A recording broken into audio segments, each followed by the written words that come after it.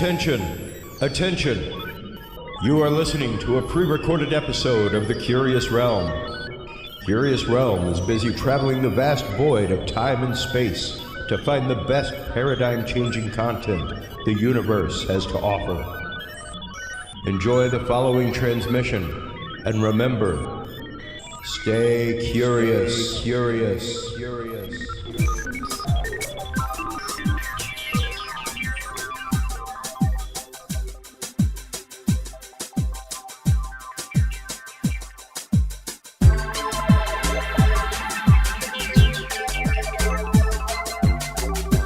Coming to you from the City of the Weird. Exploring topics from the esoteric and unexplored to dimensions unknown. Shining a light of truth on the darkest corners of our reality. Welcome to the Curious Realm.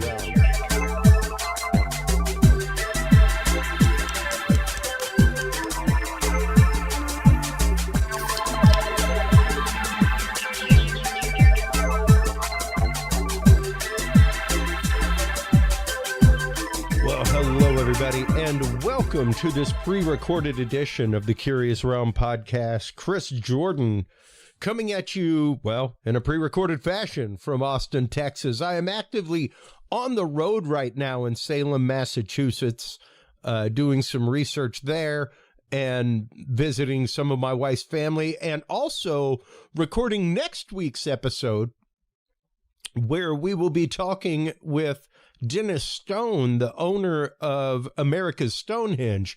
While I'm in Salem, Massachusetts, I am taking a day trip to Salem, New Hampshire to go see Dennis Stone and these amazing structures at America's Stonehenge. I cannot wait to go up there. I've had him on the show so many times. He is an amazing individual, and this is really one of the enigmas of archaeology here in America. It'll be really cool to go visit the site and see it and meet him in person. Our guest this evening in the first part is our good friend Mike Turber of 5x5 News. You can catch up with him. You can, of course, go to curiousrealm.com/videos. His videos are embedded right there on our videos page. In addition to that, you can follow him on YouTube. Just go to YouTube at 5x5 News US. You can also find him on Facebook at 5x5 News. You can find him at Twitter at 5x5 News. You can find him behind the scenes of so many things like Tiger King and extracting people from friggin' Iraq. And, you know, so much out there. Welcome back to the show, Mike Turber. How are you doing, my friend? Hey, buddy, I'm doing quite well. Yeah, you're on the road. You're up there. You're going to have some fun at the American Stonehenge. That should be an interesting day for you. Oh, it's going to be super fun, man. What trips me out is that I heard about it. My ex, when I lived in Maine, used to talk about it all the time. And she was like, I know it's there. I've never been to it. But she was like, I remember like missing a class trip to it because I was sick, you know. She was like, but it's right there. It's a strange thing. And we'd pass by the exit all the time, you know, going to see her family, traveling from Maine to Massachusetts. Then years later, I have this show and end up meeting the guy that owns America's Stonehenge. So did they ever figure out who actually built it? Because there was some question as to whether or not they still haven't figured it out. They have never figured out who's built it, Mike. And that's what's really interesting is that, you know, you'd think like the native cultures, but when Anglo settlers came to the area, they came across these ruins. They weren't like, hey, here's a fully built wall. Like, they came across what appeared to be ruins everywhere. And they asked the native tribes that they had befriended, and they were like, no, those have been here since we got here. Yeah. We didn't make it. We had no idea. We thought you guys did it. I don't know. Beats me, man, but they've been here a long time. Yeah, well, they were obviously a long time before, anyone who claims to have landed here, but obviously someone landed here before, The the before archeo Columbus and the Vikings. dude, the archaeoastronomic alignments that happen there are friggin' wild. It's crazy. Crazy. It's so cool, dude. So yeah, I can't wait to be there in person. Check it out. Get to go around, take pictures, video, all that kind of good stuff. I can't wait to hear your report on that. Oh yeah, it's going to be a great one. It's going to be fantastic. And then shortly after I get back, I'll be interviewing him. But I was supposed to hook up with Sam Baltrusis while I was there, who's not only a paranormal investigator who spent a lot of time and many, many years in Salem, but is actually a living descendant of Sarah Proctor.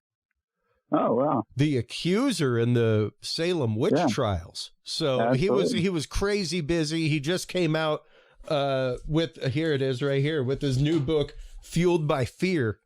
And I saw him on a show, tracked him down.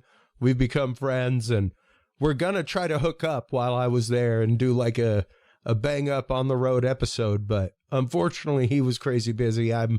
I'm crazy busy, so it'll happen afterward.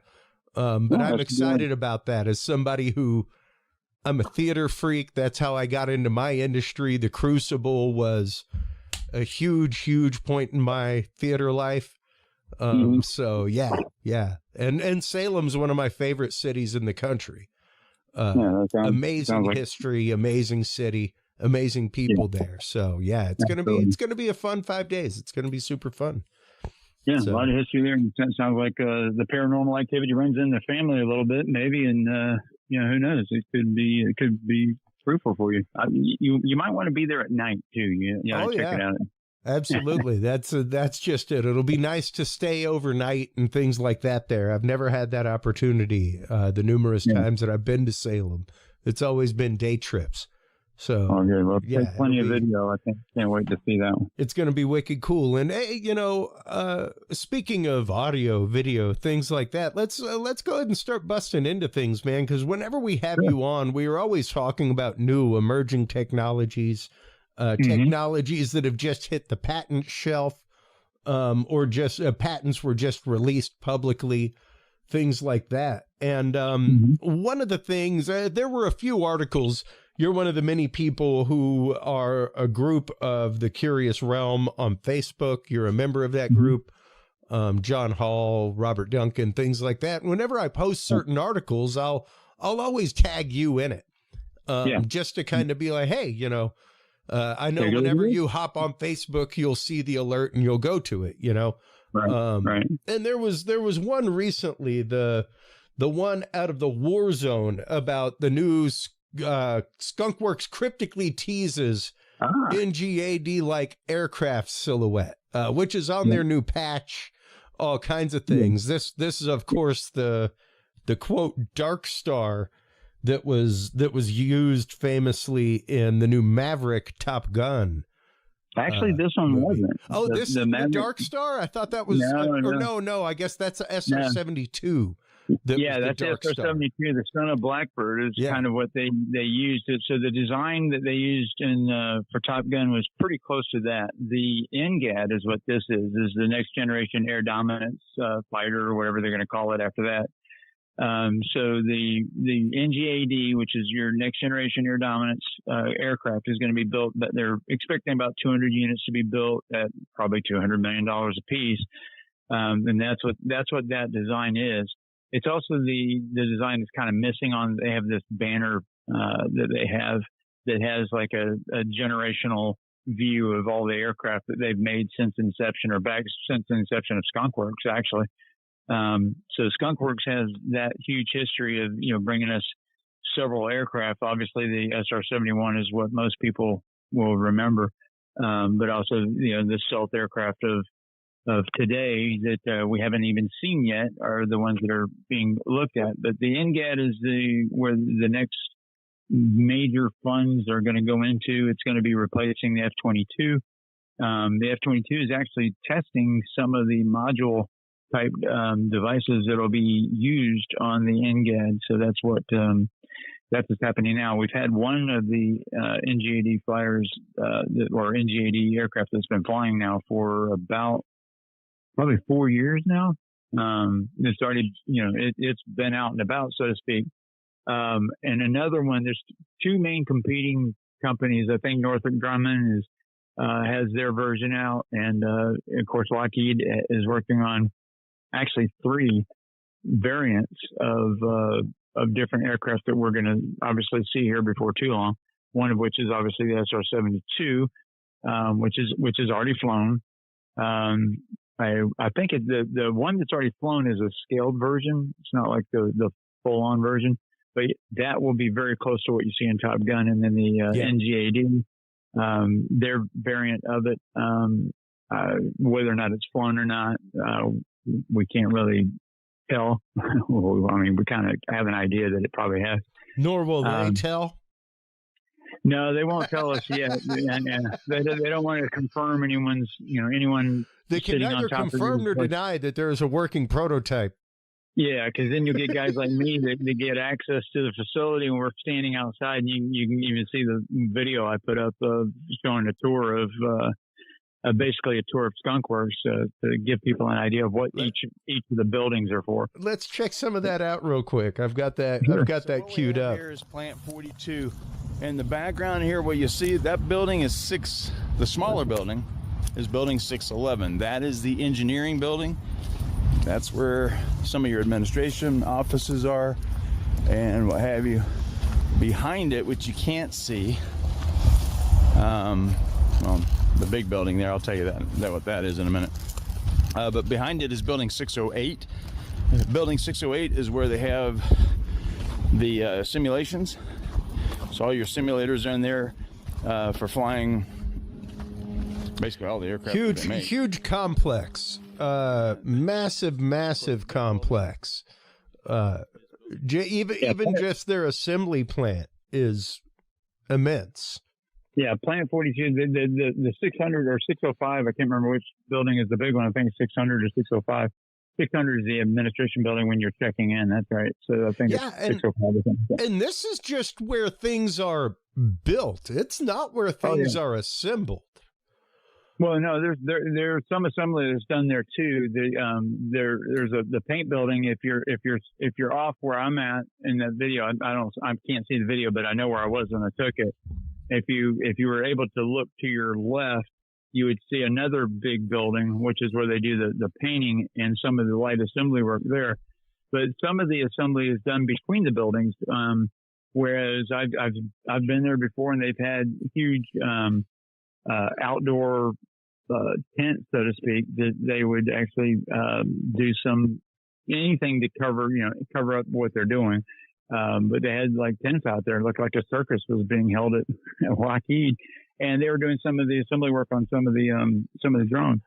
So just on a nice sunny day, Oh yeah, hey, it's a nice day out. Let's bring out the hoopas and get some work done outside, fellas. Make a picnic of it.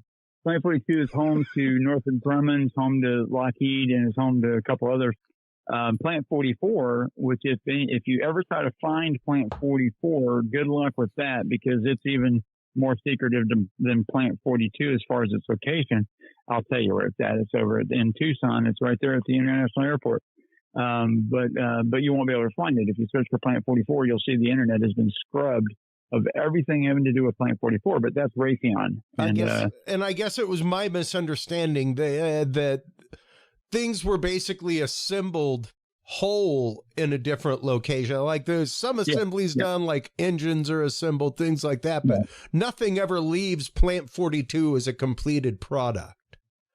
Was my understanding. Like security wise, it's like it'll show up fuselage one day, Well, the SR-71 the next day, things like that. Yeah, SR-71 was shipped in big wooden crates, and they would take these big wooden crates and put them on the back of a truck and just truck it over to Edward, and do that. But they wouldn't fly it out of there, because if you've ever had the chance to see an SR-71 take off, it is loud. It is probably one of the loudest, other than the Concorde. I can say between the Concorde and the C-5A Galaxy, the SR-71 is probably the third loudest plane I've ever witnessed take off. Wow. I mean, it's just ridiculously loud. But once it goes up, it starts climbing pretty good. And there's a lot of cool stories. You've got to look up the story of Speed Check SR-71. Anyone listening to this, if you want to laugh, if you're an aviation enthusiast, just search for Speed Check SR-71 and you'll hear the greatest story you've ever heard. Well, this concept craft it's beautiful. The concept drawings of it are absolutely phenomenal. And there you can see the many silhouettes of craft created by Skunk Works. And of course, never forget the still working and operational Dragon Lady, who monitors and patrols our skies of Chinese balloon fame. Lately. Yeah, they've been known to do that. They've been known to which come to find out, they apparently gathered no data. Air quotes for the listeners out there, not the live viewers. That is the story. I thought I tagged you in that story the other day too. Or maybe you did. I may not have seen it, but no, I haven't heard. I know for a fact that's BS. Oh yeah. Exactly. I was like, yeah, okay. Yeah, because they were jamming. Part of the jamming process is to take the signals that's being sent out from the craft. CNN politics. Chinese surveillance balloon did not collect information over U.S. Pentagon says. Right. Which may be the fact of. Yeah, I mean, technically they're not lying. It's kind of like saying, hey, you guys investigate UFOs? No, we do not. They investigate UAPs. They didn't collect any data. We were jamming it. Yeah, they were collecting it like crazy because nothing can stop them from collecting, optical information and what have you. But they probably... I think they should have worded it differently, where they said that the information transmitted from the balloon never made it to where it was supposed to go because we were jamming the hell out of it. So we had 3 U-2s that went. There were three, or there were more than 3, but I'll just say there's 3 trips to the balloon by U-2s. One of which was Dragon Lady 01 or 11, and one was number 99. And one has the dorsal and one doesn't. The dorsal is that EW package that sits on top of the U2. It looks like what a kind of like what a extra fuel pylon looks like on a normal plane, but except it's on top of the plane and it's picked up. So it's kind of a weird looking thing. But the famous picture that we have of the guy doing the U2 selfie. You can see from the shadow that was cast onto the balloon that he did not specifically have it. But I think obviously one of the other ones did. But he also has his own, electronic package, which allows him to do some light jamming, but nothing like a Growler could do or what have you, or the other U2 that has the bigger package. Yeah, the specifically made electronic warfare package, and that was something that I wanted to get into a little bit with this new. Fighter, because I clicked one of the tabs inside of it and it went to another Drive article with the headline, quote, "Big emphasis on spectral warfare in Air Force's next generation air dominance plans. U.S. aircraft will leverage large swaths of the RF spectrum, including electronic warfare, infrared masking, and lasers." Now, granted, we have spoken ad nauseum now, Mike, and I will bring it up again. The Knowledge Vault article with the declassified laser patents for the laser pod, and that is some. Here we go. The F-18 laser pod countermeasures. This is just one of the many uses for lasers on aircraft, folks, and that's using it as a form of electronic chaff, where they can project a hologram, a laser hologram, to distract heat sensitive heat-seeking missiles, things like that.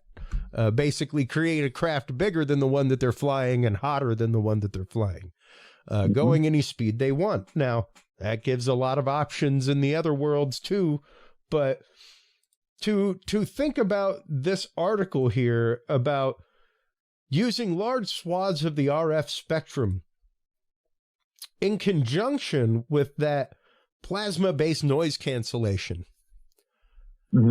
you know, because once again, the idea of that there is now plasma-based noise cancellation. This just came out July 6th, folks. If you're talking about UFO technology, UAP technology, if you're talking about cases of TR-3B, things like that, silent aircraft hovering, everything else, we have talked about a plasma-based generation of energy being used as a propulsion system for these systems. And if you're also talked about plasma-based generation of false targets as well. Yeah, precisely. Like you're already using plasma for all these systems, if and having to have a plasmic field around this metallic object anyway for it to defy physics. In these ways. And the other thing too is the plasma has been. I mean, plasma in acoustics has been around for a very long time. It's not necessarily a new technology, but what is new is the ability to match the resonance of a specific area or object. And once you match that specific resonance of the object, you basically cancel it out. So if it's making noise, it will no longer make noise.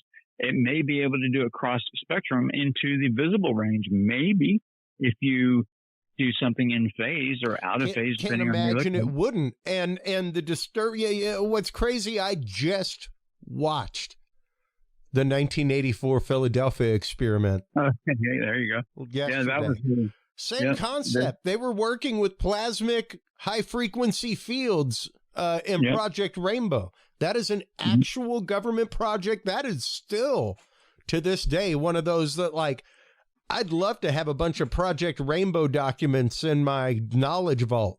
Good luck finding them.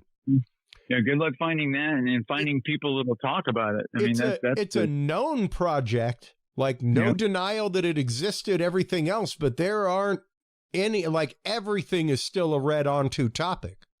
Right. So you can find now, whether or not they did time travel or something. I mean, that was a movie made artifact. But the other thing, the main thing was to make it invisible. And to make it invisible, not only to radar, but optically invisible. Can't shoot what you can't see. Cannot shoot what you can't see. And that's the thing too, and when they say cross spectrum, they're talking about literally every type of spectrum. They're trying everything.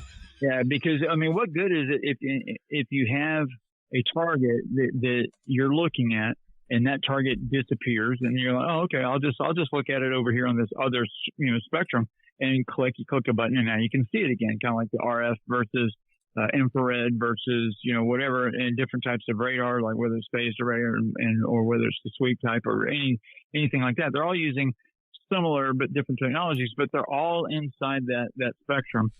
And if you can have something that's cross spectrum that can basically just disappear, then you're good to go on a lot of things. You can just fly over, you have impunity. You can just do whatever you want. And that's where they're going with that. And I think the next generation fighter, along with the next generation fighters, are going to also carry with them at least two drones that will be interlinked in with all of the systems and command and control. And once you go over your enemy with, it's like having extra wingmen with you. You're good to go. And this may be the last manned fighter that we bring into the system. This may be it. This may spell the end of it, which in some ways it's kind of like, almost like you want to fight for, no, we got to have people there because people can make decisions or whatever. But then again, with AI and the stuff that's coming forward, do you really want to put people directly in harm's way when it's truly not necessary? So we got drones that are doing that today. They're pulling off some of the missions that we have. That guys wake up and Arizona or Nevada or wherever and fly missions halfway around the world. And then they come home at night, and they're guaranteed pretty much to come home at night. There's no one's going to, shoot them down from where they're at. Yeah. And that's a good thing. I think overall it's a good thing. Stealth autonomous ships and stuff like this, it's starting to get a little weird when you start thinking about it, that all these robotic type, aircraft and spacecraft and also, watercraft are going to have no people on board. So it's going to be weird. It's going to be a little weird. Oh, absolutely. And I mean, it came out a while back. I was trying to find the Jane's Defense Weekly article, and I can't find it for the life of me, where they were talking about soldiers having a new helmet that would allow them to control up to 5 drones each. Yep. But I want to say it was in the specifications for the new YF-22 that it was supposed to have a drone swarm that was operable by thought, by the pilot. Well, operable by thought, but also by vision. It's going to take into account where the pilot's looking. That helmet definitely watches where you're looking. Yep. And once you keep in mind when you're in the F-22, the helmet that you're wearing, I can't remember the acronym for it off the top of my head. But that helmet allows you full situational awareness, 360 degrees. And it's a very weird thing to experience when you're sitting in that cockpit and you're strapped in and you're flying along and you look around, you don't see your hands, you don't really see the instrumentation. Once you turn that on, you can see through the floor of the plane and literally see the ground. So that gives you the ability to track, because a pilot, I used to find this funny, but I fully understand now why after flying some of these simulators, is that when the pilot is flying a plane and they're tracking an object, they continuously turn their head to keep reacquiring that target. And in your mind, you're thinking, trust your instruments. You don't need to be looking. I mean, because that's the distraction. What's going on in front of you? You keep looking behind you and what have you.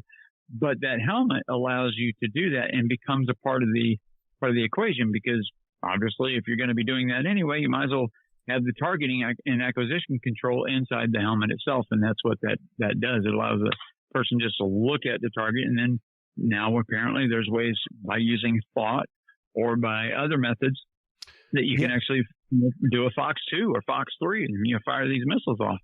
Absolutely. And that's just it. I mean, good Lord, back to the days of, it just left my head. The name of I guess it was the Cobra attack helicopter that was probably the first one that came out with a actual tracking helmet.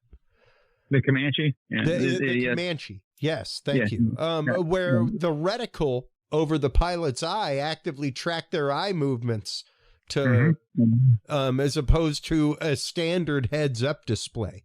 Yeah, and that's always weird too. I mean, and that helmet can work with or without the pilot even wearing it. I mean, wherever you look, the actual turret will move, and then it gets that in that general proximity. But where you're looking is where it's going to fire. So if you turn the helmet back and forth, the turret's going to turn, and then wherever you look, if you just like the speaking spell that Stephen Hawking would use, he would look at something, and if he blinked or if he looked at something long enough, that would activate whatever it was he was doing. You had to be real careful too to actuate stuff. But he would arm the missiles or arm the turret gun, and then wherever he looked, that thing would go. And that back then, keep in mind how much of an advance of technology that was back then, and that's almost nothing today compared to what we're talking about now.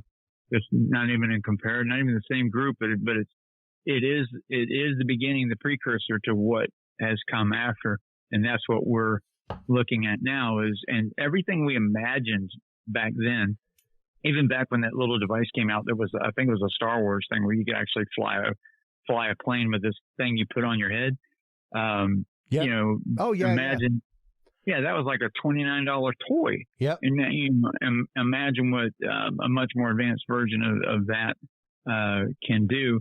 And now when the pilot gets into the plane, there's all kinds of things that he's hooked into. I mean, there's basically it's a medical situation too, where you've got all these electrodes attached to you. Some are inside the helmet. and you become a part of the plane. That's what they're getting at. The NGAD should do that. Actually, it will do that. I'm showing a video from Air Source right now where two F-18s just released a autonomous drone swarm. Mm-hmm. You know, that are targeting things on the ground, like known quantitative targets, things like that. Some of them are destructive. They're little kamikaze type drones where they just. Absolutely. Those are being used to great extent in Ukraine right now against Russia. Mm-hmm. And even if you consider the fact of, hey, you could drop an EW swarm, you know, that could go in and EMP a location or electronically jam a location and stop all communications from a simple flyby.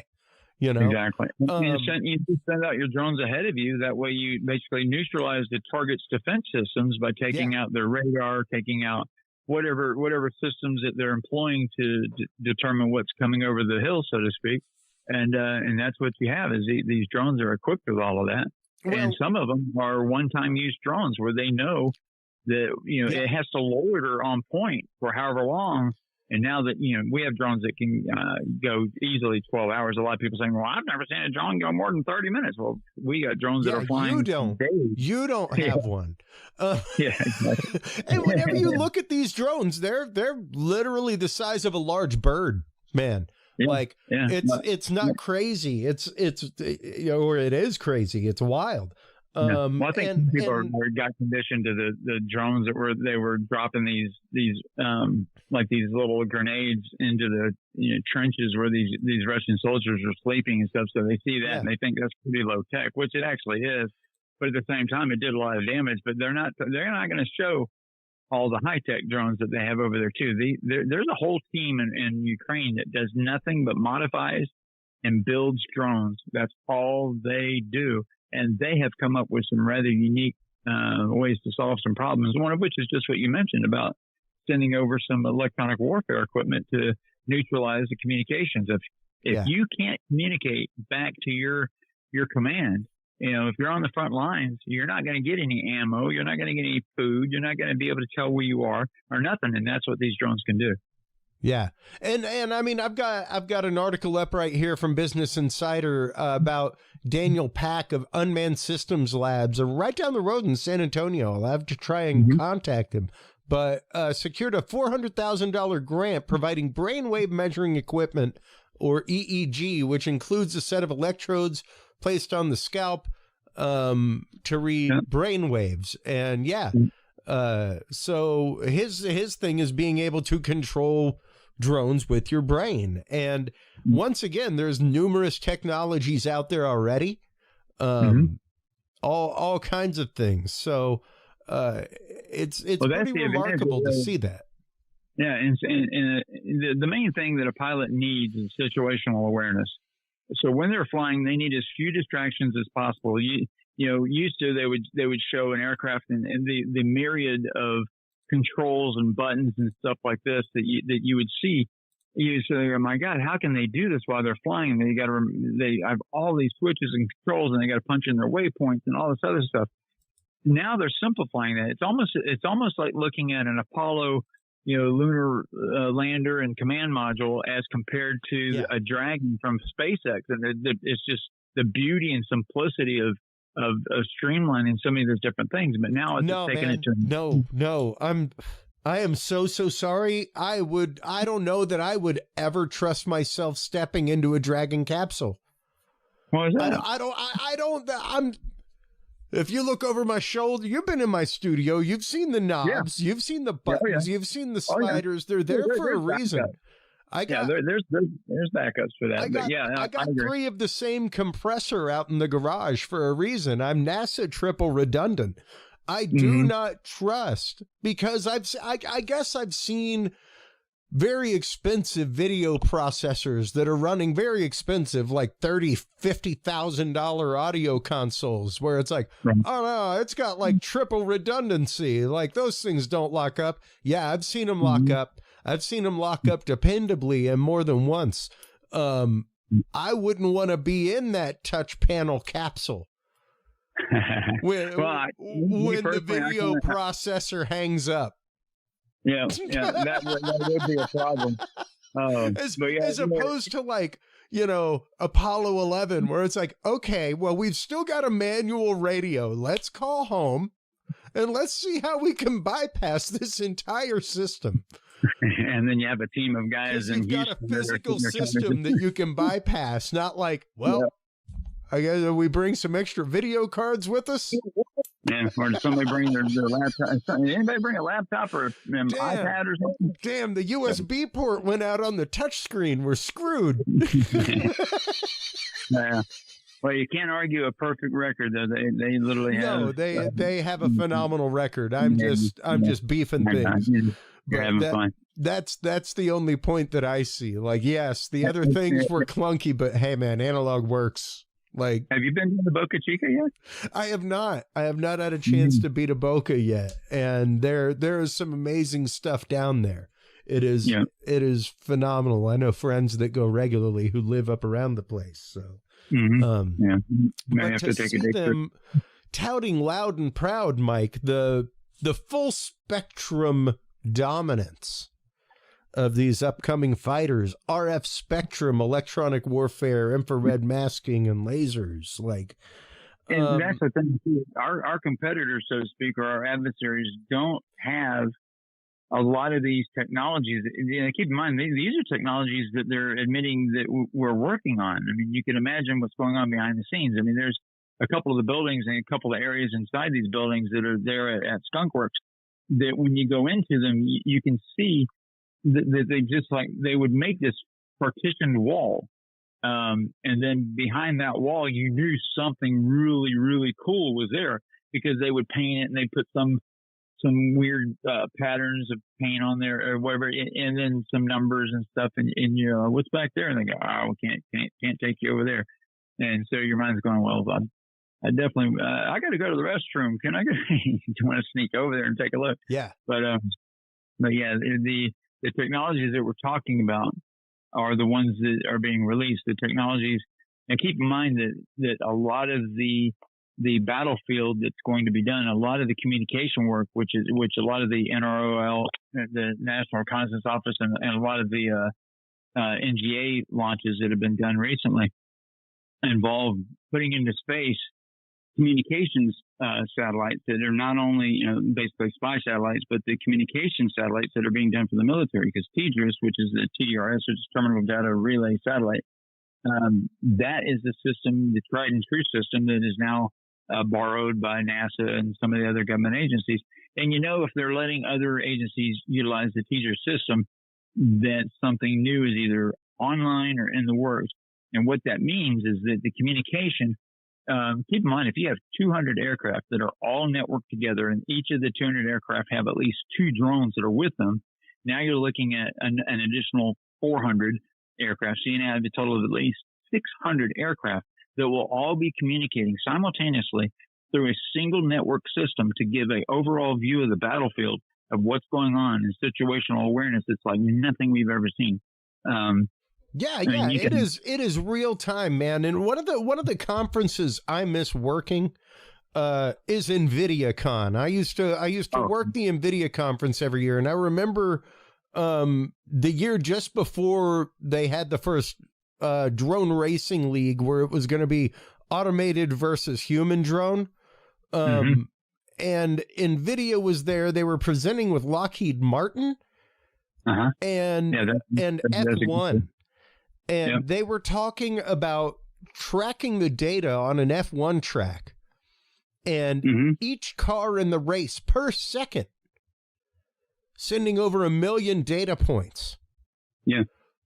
That's crazy. Per second. And that's just a car. Imagine in real time. In real time. Yeah, in real time. And that information is incredibly valuable to that team to get that car to win. And here you are, and then you have that was 5 or 6 years ago now that I worked that conference and sat in that. And I mean, I saw people live mapping the surface of the sun with NVIDIA processors, all kinds of things. But to see that, I saw that. Yeah, I saw a chain of 256 NVIDIA cards. I can't tell you where I saw it, but we'll just say that there was 256 cards put together to create how do I say this? Let's just say that an array data was turned into it is an array, but it was turned into a visual presentation. But also the cards themselves were faster than the current processors that were out there. So they were able to essentially create a supercomputer out of graphics cards, effectively, and because of the processing power that they had, and that you could link them together, make an array. And the 256 one that I saw was the small one. The large one was elsewhere in a different facility, actually in a different state. But you can imagine that if that's something that can be utilized, and keep in mind, NVIDIA has their government side to them where they do specific things as well. Yeah, and a lot of companies do. A lot of the companies that we know of every day, Johnson & Johnson. I mean, Kellogg's even. I'm like, Kellogg's? Are you serious? Hey, man, somebody's got to make the food for all that stuff. Yeah, somebody's got to make food for MREs, everything else. Yeah, I just get surprised each time I see this list on the duty 254 companies. That's your contractor form that you fill out to be a contractor. And you look at some of these companies and you wonder, what in the world could they be making? And now you start seeing some of these companies that are making things that are completely different than anything that they make. Like a cereal company making satellite dishes. You're like, wait, what? So it kind of gets weird like that. A lot of iron in cereal. Apparently so. So you can mash out some oatmeal and turn it into something that's, whatever you need for the moment. Oh, man. The technology, though, Mike, to see once again, and I mean, it just dawned on me before we started recording this episode, the plasma-based noise cancellation that I had posted this last week, because that, once again, is such a quiet, groundbreaking and the devices UFO are simple. UAP. Yeah, we're not talking about something that's ultra high tech. It's high tech in what is done with it and how it's performed, but the actual device itself, when you hold it in your hand and you look at it, you're like, wow, this is as low tech as possible. It is a wire mesh with a positive and negative electrode. That's pretty much it. Well, if you look behind the wire mesh, because the negative is attached to the wire mesh, which is, of course, proper, because in any Faraday cage, you want to connect your mesh to the ground. Yeah. But if you look inside, because they've got basically, it looks like the patent in real life, because they've got the cutaway view. They've cut away part of the screen so that you can see it's like guitar strings in there. The electrode wires that are creating the positive plasmic field, the same way that you would if you were creating a small plasma field for, let's say, a ion thruster. Mm-hmm. Very low voltage, very low impact on a circuit or power consumption. Yeah, but over time, they can use like an ion engine. People hear about it having the thrust of maybe 0.01 newtons or something like that. But it's constantly on, and it doesn't require hardly any fuel, like maybe xenon or something like that. Well, when that lift capacity changes, the larger the ion thruster is. Or multiples thereof, and you can put many on there. But the thing is, it's 24 hours a day, 7 days a week of constant thrust, and over time, you can imagine how fast that object is. The fastest object that we have right now is using an ion thruster. That's right. And to consider that you're using the exact same existing technology that you're using to power that craft, to propel that craft, to make that craft silent, or to make that craft invisible. Because once again, the thing that I tout all the time, even with my music, take a look at that electromagnetic frequency. What we see and hear is this small, tiny little slice right in the middle. That's what we see and hear. There's all of this. But if you note, that what we see in here, there's no difference, Mike. Yeah, it's when we listen, this is the range that we operate in, that we can, that our sensors on our body, so to speak, can sense. Yeah. But now we're getting out into the realms that are far exceeding, you're talking about gamma and X-ray and infrared. Infrared is a simple one that we all can relate to because we all see it every day in security cameras and stuff like that. And we also see it in the military. But when you start getting into these other ranges of frequencies that just get beyond the scope of what the average person is going to be able to comprehend as far as what you can do with that. Like obviously X-rays is something that we also can deal with because we've all had X-rays taken of us. But, keep in mind that when you're looking at that on the battlefield, and you're looking through your enemy defenses and you can see what's going on, at a level that's so far superior to anything that we could even probably imagine right now. Yeah. But, that's the technologies that are out there. I mean, something as simple as having your Wi-Fi on at your home. The police now have a device that they can be outside your home, map your Wi-Fi, and then once they map your Wi-Fi, they can track anyone moving inside the house. Oh, absolutely. And that's existing technology.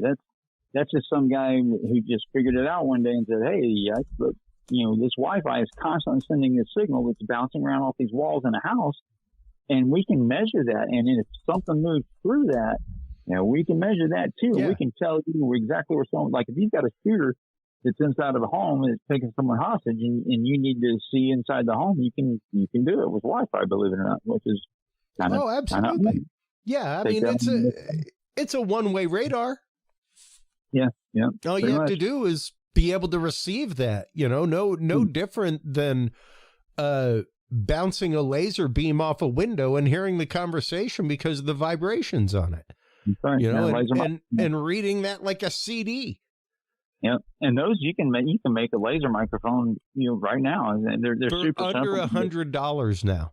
You can make a laser microphone. It's pretty remarkable, and that's just it. The technologies. I mean, I could go on Amazon right now, Mike, and for $30 buy an ultrasonic levitation kit. That's about this big, and I could probably take like a plastic airsoft BB and throw it in there and levitate it in between, or a couple of drops of water and levitate it in between the ultrasonic. You can do that with existing speakers, and that's just a device that's made specifically for that. But we used to take cornstarch and stuff and put it on a speaker with we take some plastic, put it on there first, and then make those dancing. Sure. It's always fun. Yeah. You can do cymatics and everything else, but to actively use ultrasound to suspend something in midair is pretty phenomenal. And what we've come to find out that, once you get into the world of vibration, which according to all physics, Mike, like we say all the time on this show, it's all vibration. We're sharing a vibrational electron shell right now between Texas and Florida. And what's weird is 10 years ago, if you said that, some people would think that you're on some weird frequency of love spectrum thing. You're looking for that 528 hertz, and you're trying to play music that gets the woman in the mood or whatever. Yeah. And here we are today talking about is making planes and aircraft and spacecraft and watercraft disappear.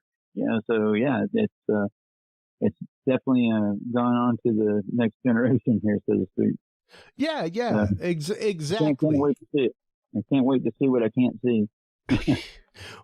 well, and I can't wait to see some of the really good developments with this, because the first thing that pops into my head, Mike, especially could silence rooms, cars, planes. I'm thinking about my targeted individual community, man. Yeah.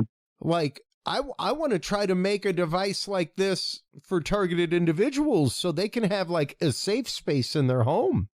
Yeah, that would be awesome. A place where they can live without fear of a bunch of stuff that's obviously Well, and like I had one text me. I'm sorry I haven't gotten back to you, hon. I'll be getting back to you. But I had one text me, and I'd been talking with her about her son, developed some music for him, things like that to help out, and hadn't heard from them in a long, long time, and assumed that things had hopefully remitted and gotten a bit better. Apparently, he spent some time some places and things got a whole lot worse, Mike. And she sent me a diagram of a circuit from a place online. She's like, I'm thinking about getting one of these. And I mean, when I say diagram, Mike, I don't mean like they went into EagleCAD and like had a circuit design. I mean, it may as well have had the grains of like Mimi's diner napkin in the corner, you know. So she needs it was just hand drawn on a piece of paper, and the first thing I saw was 3 ignition coils, and I was like, "Hun, I can't recommend anybody who is not trained in electronics and in high voltage electronics to have anything in their home that involves 3 ignition coils." Yeah, they're gonna unless it's your home oil heater. And that has 1 ignition coil in it, but this is 3 exposed ignition coils with an antenna on it. Like, oh wow, gee, that's just what you're making a mini Tesla and zap yourself. Somebody's gonna get hurt somewhere. Or your dog's gonna run into it or something. I was like, good Lord. And just to think of the fact, Mike, that.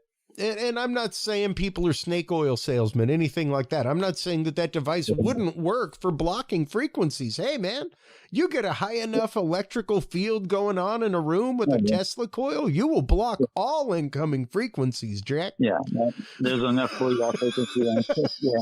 Do that near a Starbucks or something and watch everybody drop their phones and their laptops and everything else while they're time. Yeah. I mean, you'll definitely block all RF coming in. The question is it good for you to be in that field? No. No, it's not good for you to be breathing that ionized air all the time. Believe me. Just having that coil around him, especially when you mentioned she had a kid, right? So, I mean, he's like a young adult, early 20s. Who's having the issues, but hey, I don't care if I am well versed and trained, Mike. I don't even touch tails going like 3-phase tails going into the wall on a show site. Yeah, that's how wary I am of things. Like even my Tesla coil building has been micro size. Yeah, I watch people pick up capacitors all the time. I'm like, hey. You may want to grab a wooden handled device and pop that real quick. Exactly. I've been there and I've seen people zapped by something they think they just see a capacitor laying on the ground. They got to pick it up and zap. What the hell was that? But that's just it. High frequency fields, and that's exactly what this is right here. This plasma based noise cancellation. Now, once again, in order to do this, you do not necessarily need high energy. You need high frequency. High frequency does not necessarily require high energy to attain. Well, take that off to another level, and if you think about it this way, and this is something that I've kind of seen, so to speak. It'll be funny in a second. Is when you take those frequencies and you cancel something out, like we all have it in our cars, like you're saying earlier. Knight Rider had it. That's how Knight Rider had the silent mode, where he'd push the button and you'd hear nothing. Exactly, and that's a play on this technology. Of course, they didn't have it back then, but now we have it where you can essentially match the frequency resonance of any object and make that object kind of disappear on the audio spectrum. But man, wouldn't it be neat if they could make it disappear on the video or the visual spectrum? And that might be something that we can look forward to. I don't see why we couldn't, because once again, even if our eyes work in the same frequency field, the exact same frequency field. They're built to process the data in a different way. Yeah, we're dealing with waves, just like the gravity waves and stuff like that. And I think that was another thing you wanted to talk about. Finally proven. Yeah, finally exactly. proven. And that, even whenever you're talking Alcubierre white warp drives, the work of John Sarfati, things like, or Jack Sarfati rather. The gravitational waves are hugely important. Absolutely. So the fact that they are rock solid proven now, before they had been theorized, things like that, we'd had hints of them, but it wasn't like, yo, check out all the gravity waves. Yeah, when a few years ago, the LIGO instrument, when it picked up the gravitational waves from two colliding black holes, essentially they were picking that up on such a high frequency range that obviously it confirmed Einstein's theory that the gravitational waves would be created that would travel across the entire universe. Yeah. And now they're able to pick up the low frequency waves, which is what's happening now, which is where the two black holes that get near each other and they basically wobble in space. They're shaking that fabric of space-time around them, because space and time are obviously relative. And when every two objects are inside the close proximity to each other and they're rotating around or whatever, they're wobbling, and there's some other resonances that are coming from that are going across the entire fabric of space. And it's the entropic perturbation that we are hearing. Yeah, and that's like the background, like we have background cosmic radiation that has been around since the Big Bang. Now we have confirmation that we can hear, like literally hear black holes. And so now if we can hear them, we can detect them even better. And some it's very rare to find something in space that doesn't have a partner, where stars have planets or stars have other stars. We have a binary type system. It appears that the black holes, instead of gobbling up everything around them, if you have two black holes that are of similar mass near each other and they begin to go rotate around each other, then they are prime candidates for listening for this type of resonance to find them. At the center of every galaxy is a huge supermassive black hole, and that's what keeps everything kind of together. But it's also what pushes a lot of things apart. So we don't know. And we just launched just the other day the Euclid mission. And that Euclid mission is very, very interesting how that's going to show us that there's a lot of things as far as being able to measure dark matter and stuff like that. If X number of percent, a very high percentage, 85 or 95% of the universe is unknown to us, as far as we know how much the universe should have in matter, but we can't see it. So some of this matter that comes at us as dark matter is also going to produce, once we are able to find out what that is, and once we're able to tap into it, then we're also going to be able to tap into a new energy source that might be pretty neat, because if that explains why everything is moving away from each other. And everyone in the beginning thought the universe was static. It just always has been, always will be. And then there was a point of beginning that we came out with, and now we say, okay, that's the Big Bang. And we don't know if the universe is going to expand to a certain point and finally contract and go back upon itself. But that apparently is not possible, because the rate of the movement of all the objects in the universe is expanding. It's getting larger. So it's getting faster, and things moving away from us. I mean, there's galaxies that are right at that tipping point that once they go over it, we'll never see them again, but they're still there. So does that account for some of this? Don't know. Well, and there is the whole theory of the coming blue shift, the great crunch, the one day the expansion, much like any rubber band. Yeah. You can expand it, but if you watch it in slow motion, it's an expansion that leads to a contraction, that leads to a smaller expansion, that leads to a smaller contraction. It moves back and forth till it comes to the point of stasis. And we as a universe are nowhere near a point of stasis. Well, and then that's where you get into the law of entropy. You have a chaotic situation going on. And the theory that there's going to be a big crunch is becoming less and less. What appears to be is there'll be a dawn of time when the only thing that exists will be black holes, and black holes will be the only thing left. And then they will decay over time. There's a video out there. It's made by a 3D company that I can't remember the name of it. it's like NB Balls or something like that. So it's a company that does a lot of graphics and stuff. And they'll do something that'll show like the age of the universe, and where we're at right now is we're still in the infancy, but you can imagine if it gets down to the point where the only thing that exists is black holes and their decay rate is so ridiculously slow.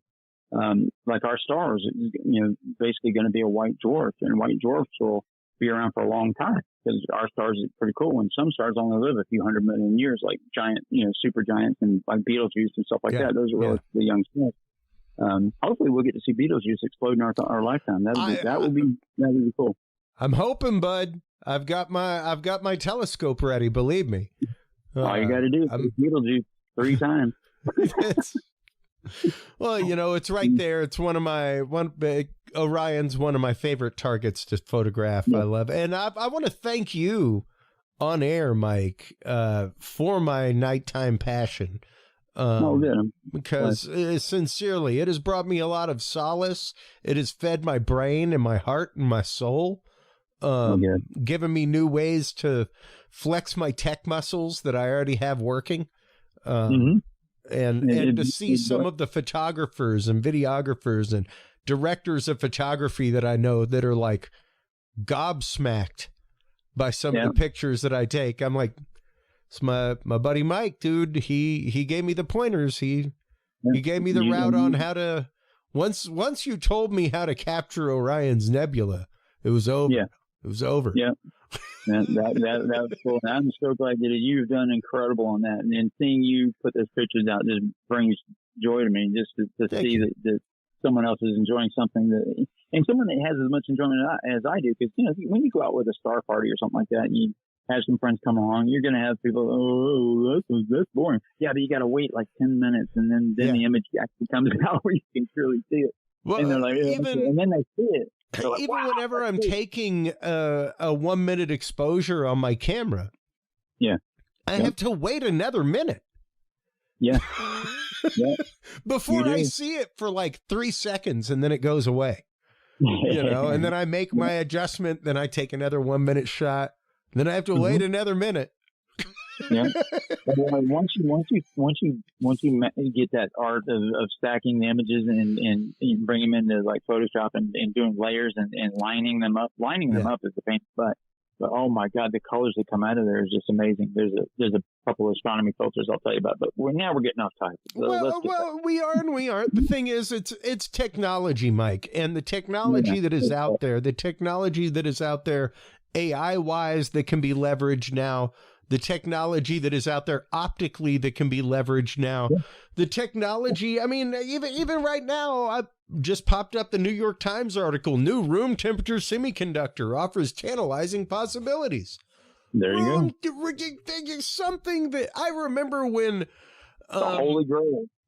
Semiconductors were like fairly groundbreaking the way that they were being used. We were talking about maglev trains and things like that, and monorails when I was a kid back in the late 70s, early 80s. And the idea of a room temperature semiconductor.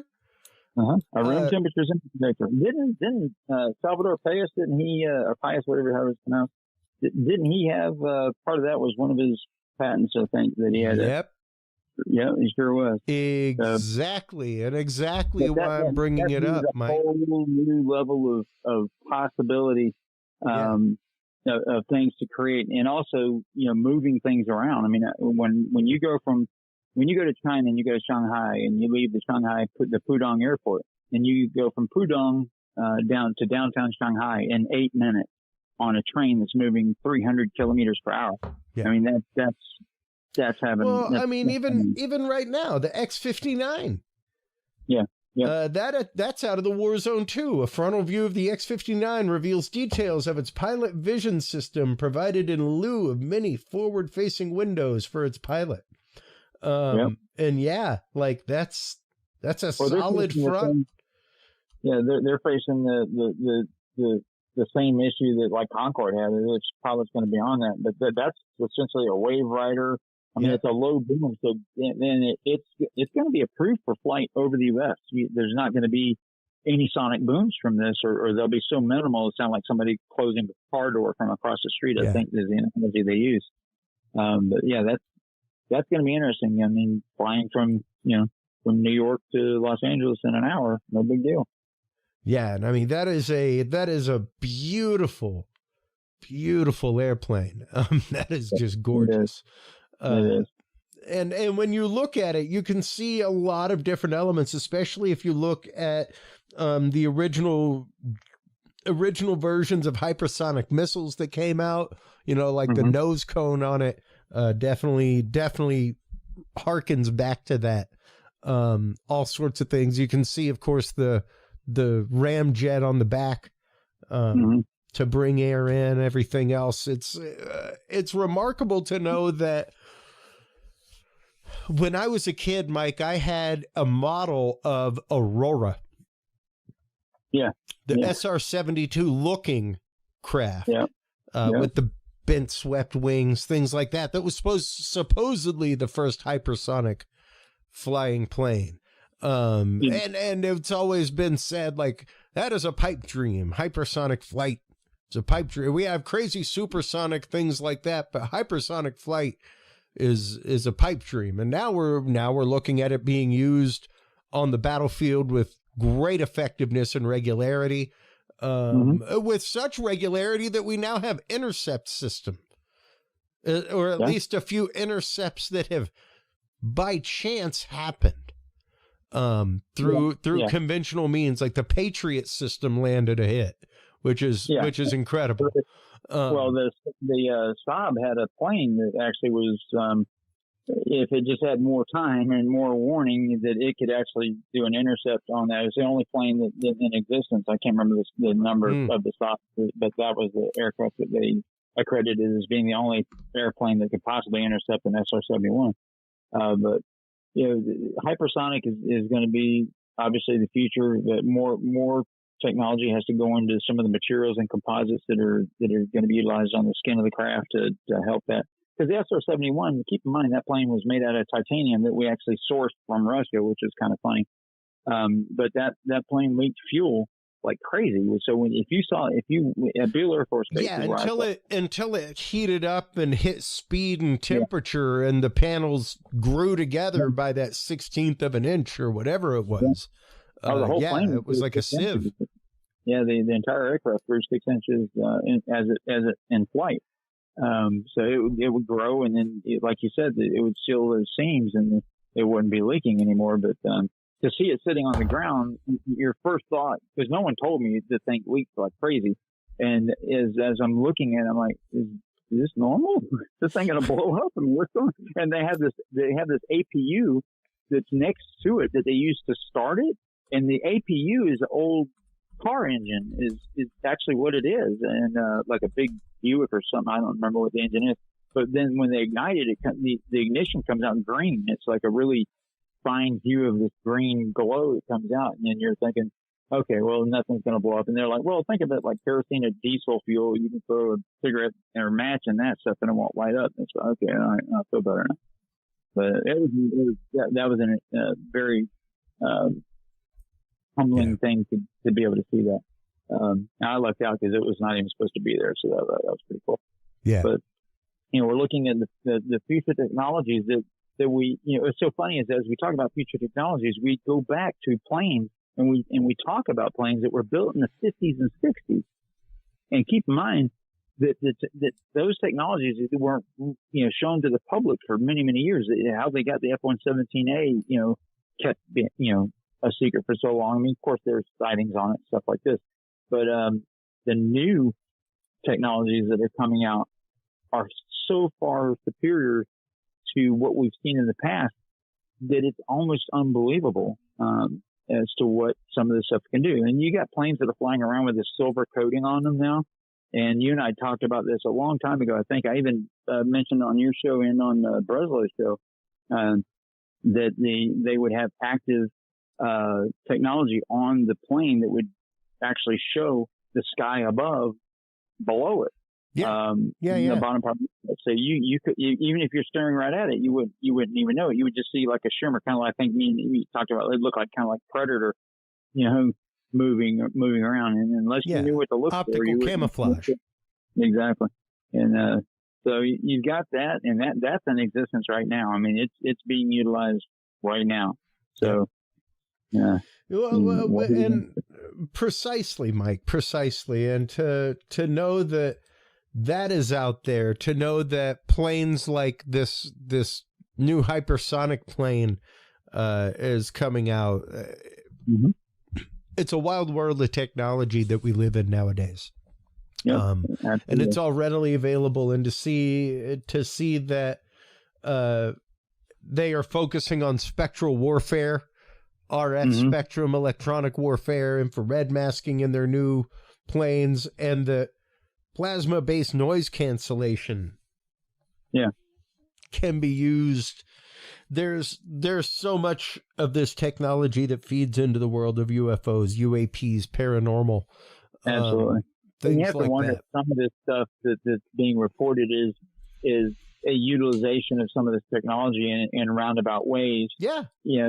And it very well could be. I mean, I don't have any, other than the things I've already reported on, any direct evidence of it, but I would not doubt that some of the technology that's being utilized could be a manifestation of some of these things that people are reporting seeing. Absolutely. It could be some byproducts of, if you send that speaking plasma ball into the air, when you're done with it, is there some residual effect that you're not aware of that may occur elsewhere even? Yeah. Maybe spooky things at a distance. I mean, who knows? All kinds of weird stuff happens. Absolutely, Mike. I want to thank you so much, as always, for coming on, going over just the new technology that's out there, how it relates to the field of UFO, UAP study, how to kind of see these things in a broader scope. Because once again, I mean, that was a cursory article that if I didn't follow the publisher, I would have never seen it. It's not anywhere else. Yeah, it's not. Agreed. It hasn't taken hold into the mainstream. Some of this stuff is just too bizarre for mainstream, I guess. But when you were talking, I saw a huge silent craft. That's exactly the technology that would be doing it. That's exactly the technology that takes less than the same amount of power it takes to start your car to make happen. Well, Jack Sarfati said he could power a Tic Tac with a 9-volt battery. So. That's right. Mike, once again, thanks as always for coming on. Where can people go to keep up with the work of 5x5 News? Where can they go to keep up with the latest from you? I know that I don't know if you're a threader yet. I don't know if you're a sewer. What are we going to call it? Is it the sewing circle? What's threads? I haven't gotten into the thread yet. What's funny is about thread, that's an old school name. I mean, that's what we used to call everything back in the day. Yeah, that's what it was a thread. Yeah. Back in the days of bulletin board systems and things like that. Exactly. But how we forget. Of course, you're on Twitter, everything else. Where can people go to keep up with 5x5 News and everything that you're doing out there, bud? Between Twitter and YouTube, you're going to get a good overall swath of what I'm doing. And, so YouTube is going to be my go-to on something that's more video-based. But if something's more conversational-based, I'll probably do that over at Twitter. Getting a lot of arguments on Twitter, which is a lot of fun. So people from both sides. I mean, I bring up. I try to remain as unbiased as possible, but sometimes I have to pick a side, so to speak. And you're argumentative? I've been known to be. Really? Go Fast is a prime example. I've been arguing Go Fast since day one, and to be finally vindicated on that one, I know. Eric Davis owes me a huge apology. But and it's still being used in the same way, despite a NASA panel that literally decoded it live on television, live on video feed. Right. Wasn't on television. Well, it was on NASA TV.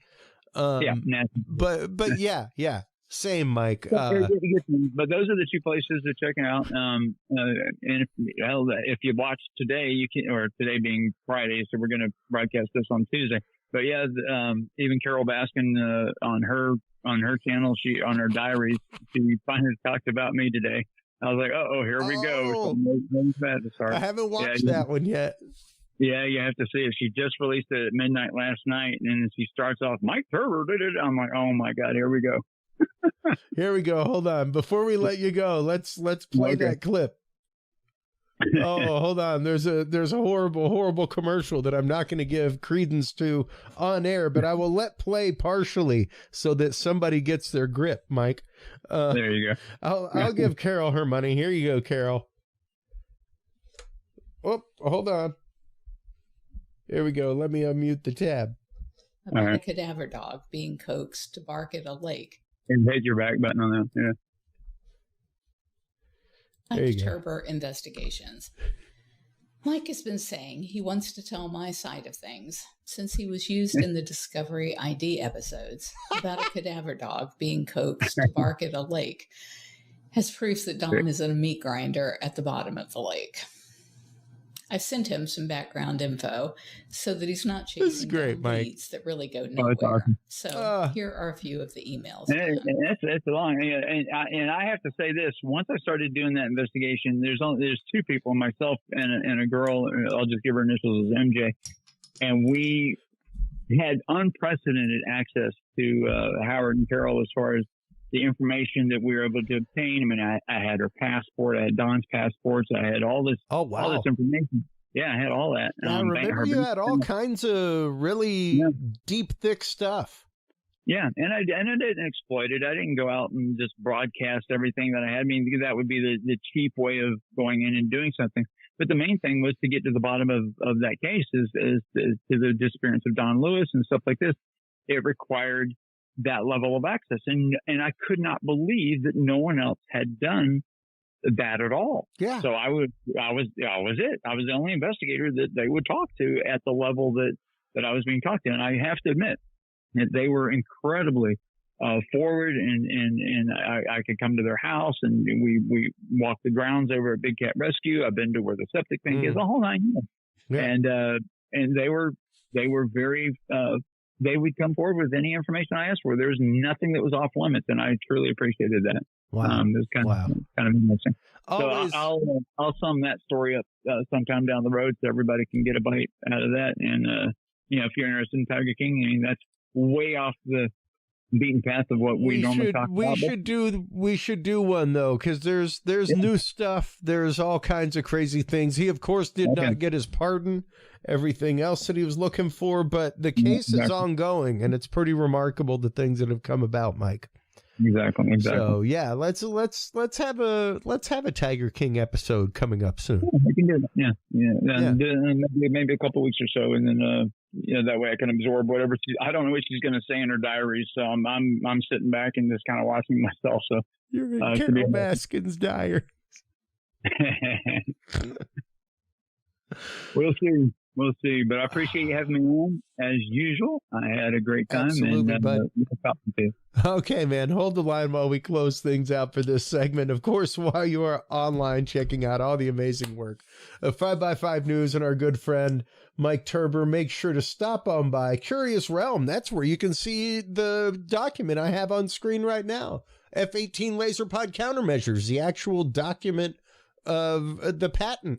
Stop on by curiousrealm.com/knowledge for our knowledge vault. Stop on by Curious Realm /store for the store. Curious Realm /story to share your story if you are somebody who has had a paranormal experience. If you have had encounter with a cryptid, UFO, UAP, if you're a targeted individual. Get in touch with us. We will share your story with our professionals and try to get you some answers. Stay through this break, folks. We will be joined right after these commercials with Rob Gutro, medium, talking about ghosts and spirits, insights from a medium, the world of pet mediumship. Do spirits from pets carry on into the afterlife? What is the afterlife? Is it what we really think? And how do people go about contacting spirits? We will get into that and so much more with Rob Gutro right after this.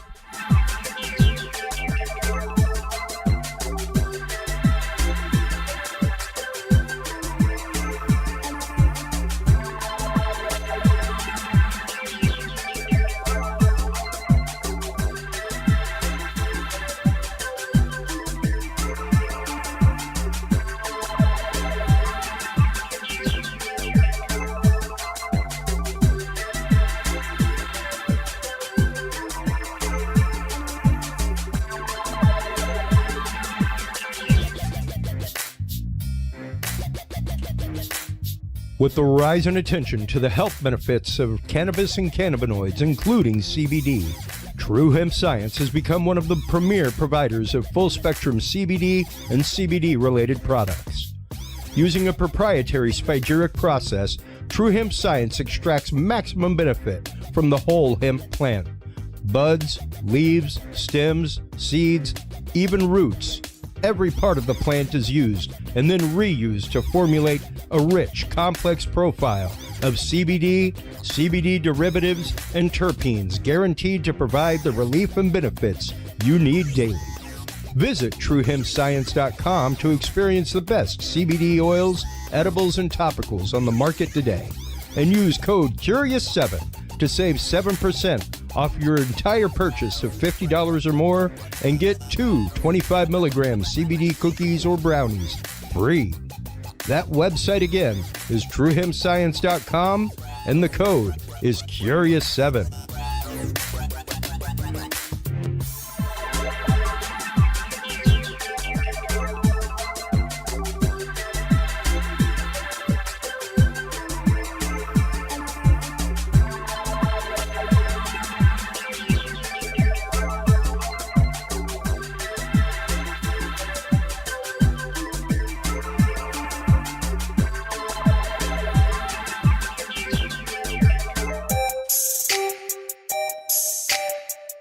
Have you considered starting a podcast? Looking for a way to make your business a voice of authority in an industry?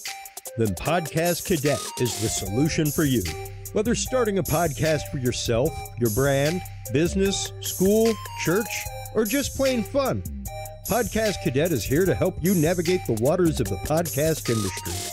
Specializing in one-on-one consultation and training with industry professionals in fields ranging from podcast technology and editing to distribution, monetization, and even social media strategies. Podcast Cadet tailors their services to the specific needs of you and your podcast. Do you already have a podcast and trying to find ways to engage and grow your audience? Sign up for your Podcast Cadet audit today and let us help you explore new and exciting ways to leverage your content and elevate your podcast brand to whole new levels. From consultational workshops to affordable podcast production and maintenance packages, Podcast Cadet is your one-stop shop for everything podcast related on the internet. Visit podcastcadet.com today to sign up for your consultation or training and use code CURIOUS20 to save 20% off your entire purchase. That website again is podcastcadet.com.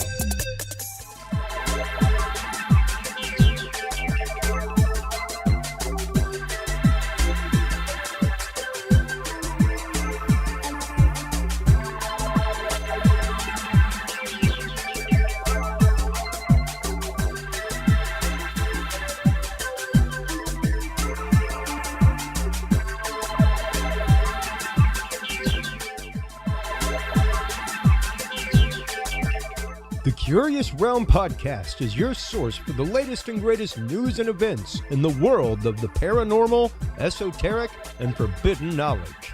And there's no better way to spark the conversation than with items from the Curious Realm store. Choose from fan favorites like hoodies, mouse pads, coffee mugs, and more. Buy books and items from your favorite Curious Realm guests. Get your hands on the latest gear for paranormal investigations and experiments we discuss on the show. Open your web browser and stop on by the Curious Realm store at curiousrealm.com/store to buy the latest Curious Realm wear and out-of-this-world gifts for yourself, your family, or a mind that you want to open. That website again is curiousrealm.com/store. Hello, everybody, and welcome back from that commercial break. Thank you so much to all of our sponsors, especially WebWorks Wireless. WebWorks Wireless is out there providing you connection to the internet anywhere that you are, folks. Anywhere that there is cell phone signal, they provide a connection. WebWorks Wireless is our connection for our website live feeds whenever we are out on location. They are who provides our website live feeds to our website every single week when we are live on the air. We have never had a dropout, never had an issue, and typically have better connection than I do on many paid services in hotels and things. So stop on by and check them out if you are looking for internet connections for your RV, your camping trailer, live shows like mine. Stop on by and check them out, folks. Webworkswireless.com. They are your home for high-speed internet for all. No data caps, no throttling, no credit checks. Stop on by and check them out, folks. Our guest in this segment is Rob Gutro. Rob Gutro is an author. He is a medium, specifically a medium in the world of pets. We're going to talk about mediumship, exactly what that is, what it is to be a pet medium, and exactly how that impacts people and their lives. Welcome to the show, Rob. How are you doing today? Hi, Chris. Doing great. Thanks for having me on. Absolutely. I actually have one of your books right here in front of me that I've been thumbing my way through the last few days. It is Ghosts and Spirits, Insights from a Medium. Your books are actually available right there on our Curious Realm store, where we put all of our guest books. So you can go by, check all that out, folks. You can go by his website and get all the books as well. Rob, tell us a little bit about how you first came to find your gift. How did you first come to find out that you were gifted in the world of mediumship to begin with, much less gifted in the world of animal mediumship? Well, they happened in 2 separate years, and the first one was quite a fright. Actually, I was a teenager. I was about 13 years old, and my grandfather, who died in December, appeared to me in July in full color when I was home with the family dog, and scared the daylights out of me. So that was my introduction. Wow.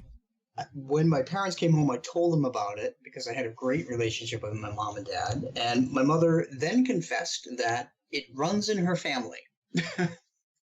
And she never told me. Interesting. Yeah, so she was afraid to use it. And then I buried that ability until 2005, when I had a puppy named Buzz, who was on the cover of that Pets in the Afterlife 1 book right there, the one with the glowing Weimaraner. Buzz was tragically killed by a car, and he was only 7 months old, and he really reawakened things and blew the doors off my abilities. So he taught me really how pets communicate from the other side. And I guess, what was it?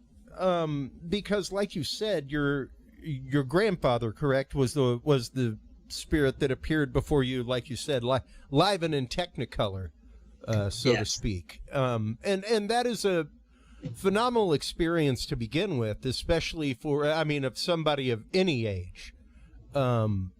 What was, were you scared when that happened? What was your first gut reaction to that situation, Rob?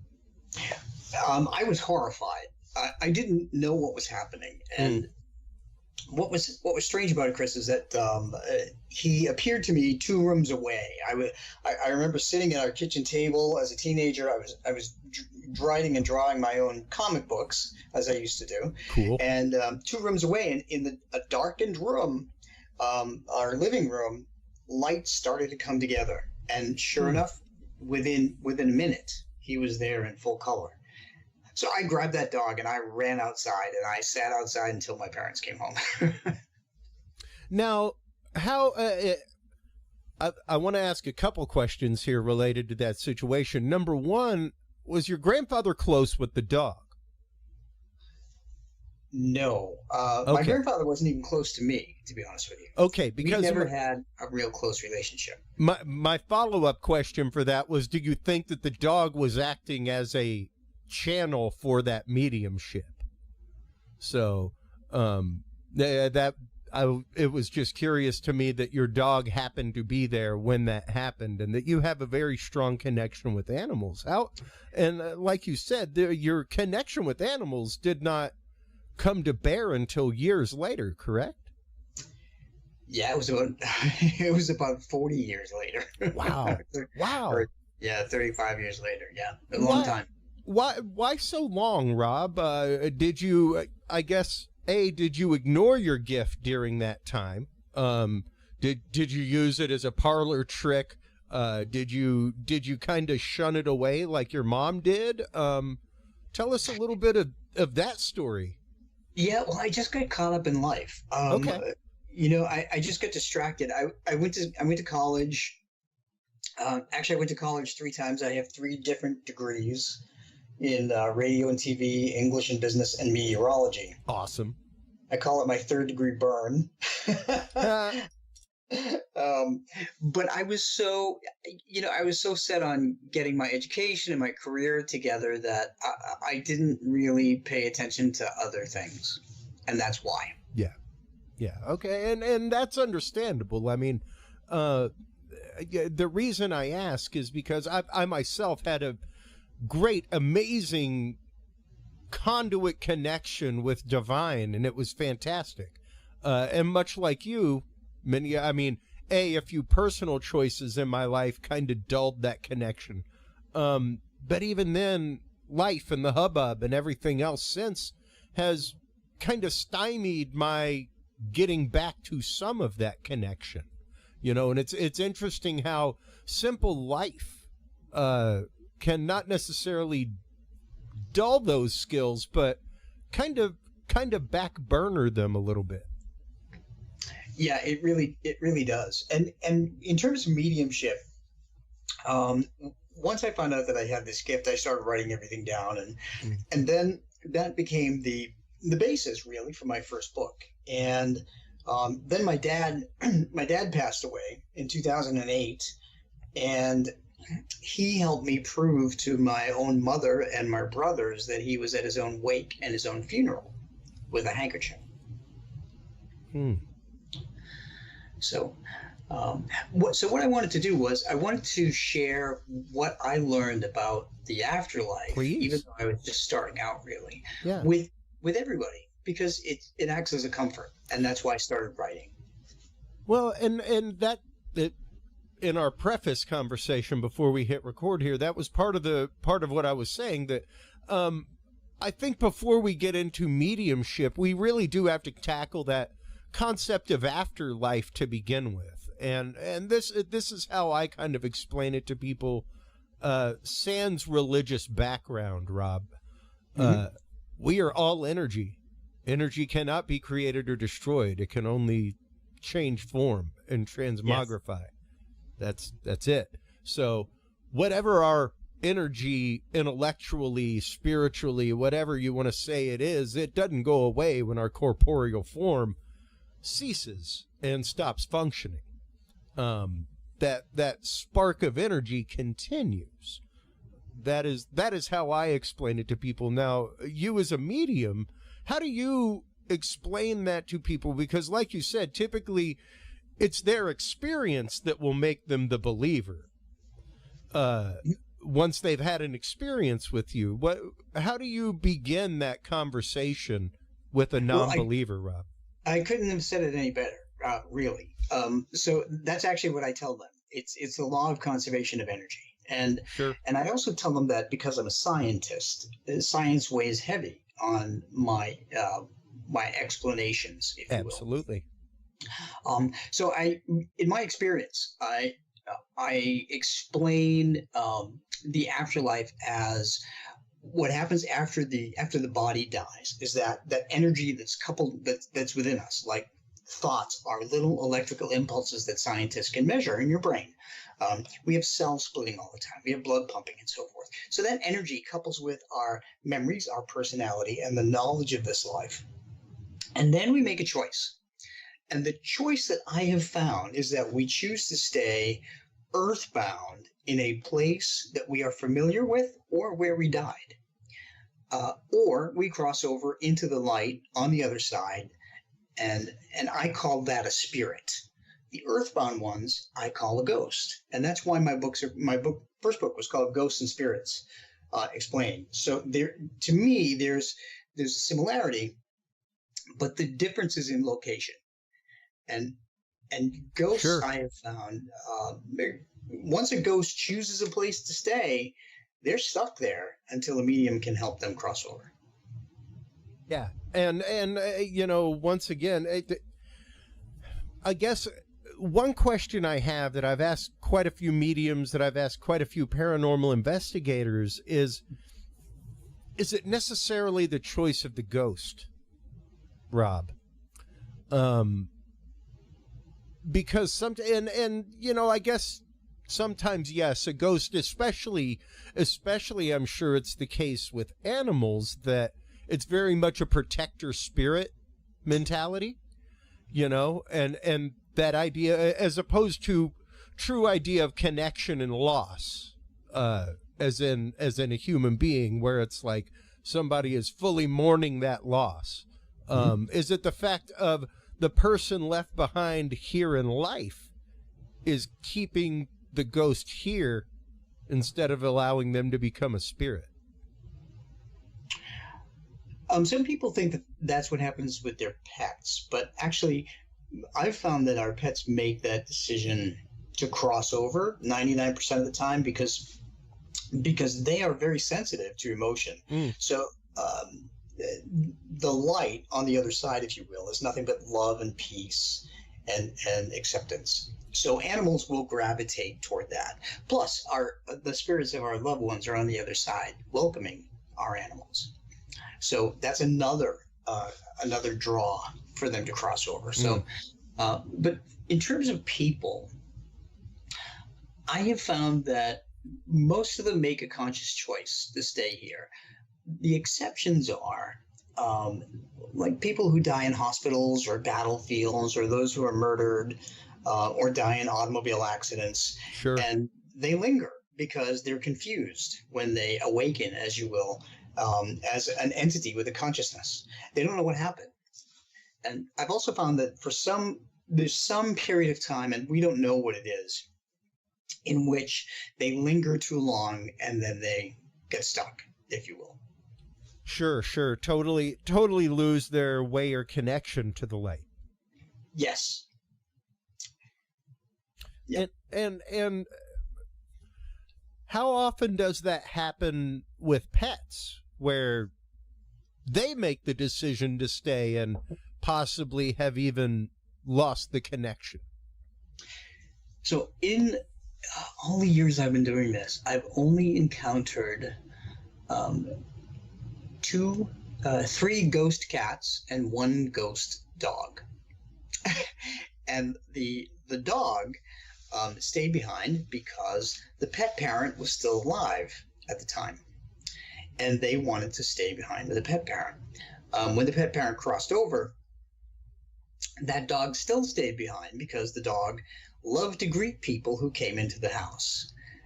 Now, I'm actually referring to a dog that was owned by Sir John Soane, who was a famous British architect in the 1800s. And I visited his home, which is now a museum. And as soon as I walked in, his little dog, Fanny, was there to greet me. Wow. And still greeting people as they walk into the museum, even though most of them don't know it. But it's been confirmed by the docents and all the people that work there I spoke to after when they said it. And they said, yeah, there's a dog, a ghost dog that's in here. Wow.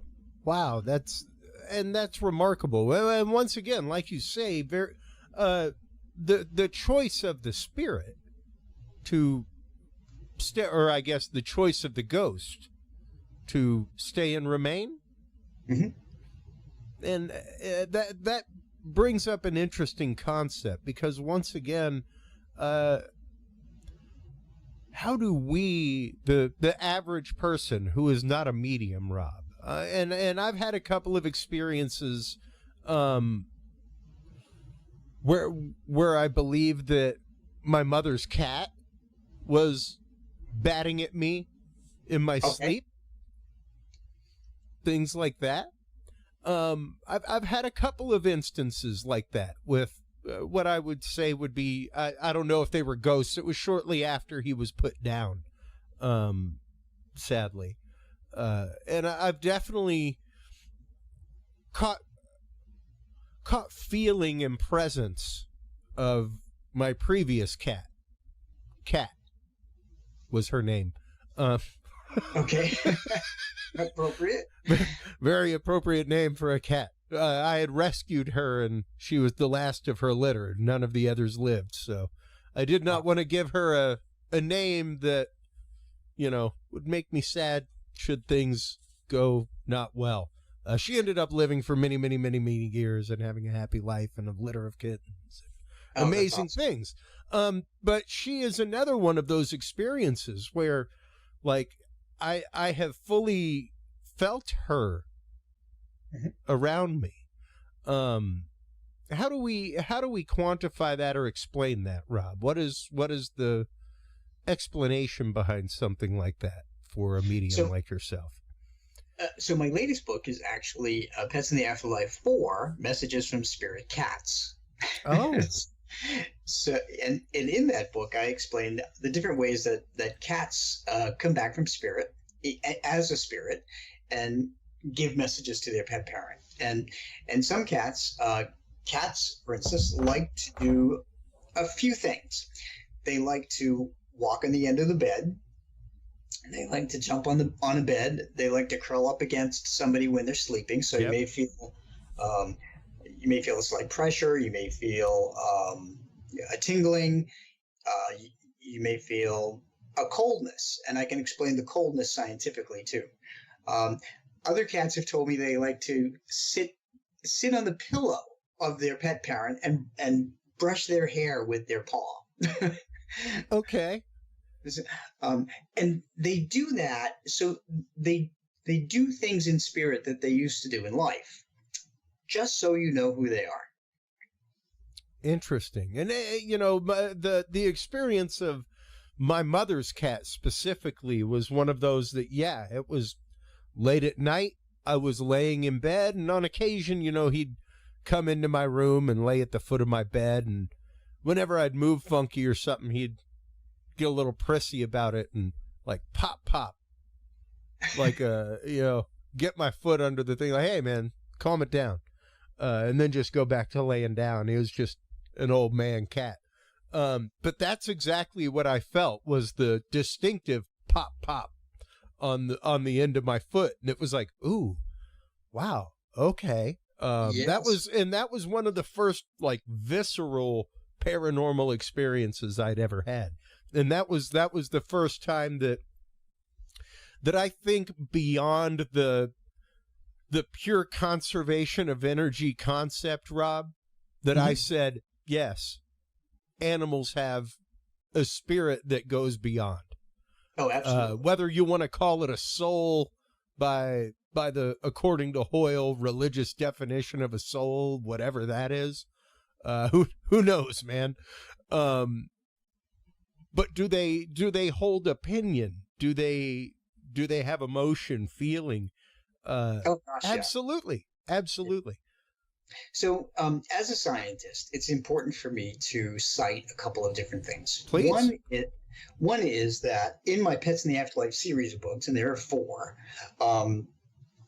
I cite the science of learning. We have analyzed how pets learn, and I cite Dr. Stanley Coren, who wrote The Intelligence of Dogs and How Dogs Think, and he explains that pets learn on a number of different ways. They have instinctual learning, they have routine, they have emotional learning, they play well with others, or they don't play well with others. They, we do everything we do for a human child that we do for a pet. We take them to school. We train them how to go to the restroom. Sure. We train them to play well with others. They know dinner time. They know breakfast time. They know exercise time. We take them to the vet. And my favorite thing is that I tell people that the only difference is that our pets will not grow up and marry someone you don't like and move away.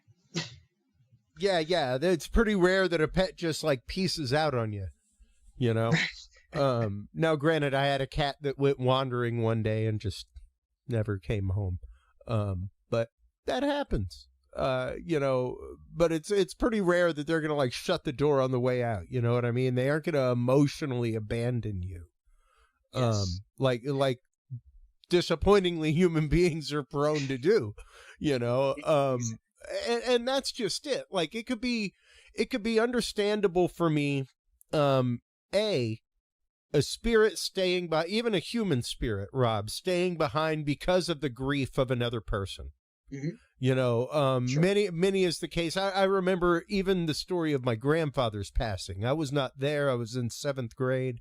We were in school, and the whole family was gathered around him at the hospital. They were praying, everything else, and doctor kept saying, like, he should be well gone by now. Is there anybody that he's waiting on? It's typically the only thing that I've seen. And they mentioned the grandkids. The only people that aren't here are the grandkids. They're at school. Sure. And shortly after they mentioned, it's okay, Daddy. We'll let them know. We'll let them know. They'll be okay. It was then that he left. And many is the case like that, where it seems like somebody is waiting for somebody to be there to depart. And that's why I believe that surely somebody's compounded grief from loss could keep a spirit from moving forward, like you said, by the spirit's own decision.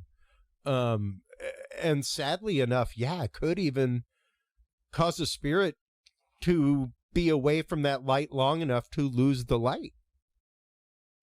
Yeah, I don't know how long it takes, but I'm sure it's an individual case.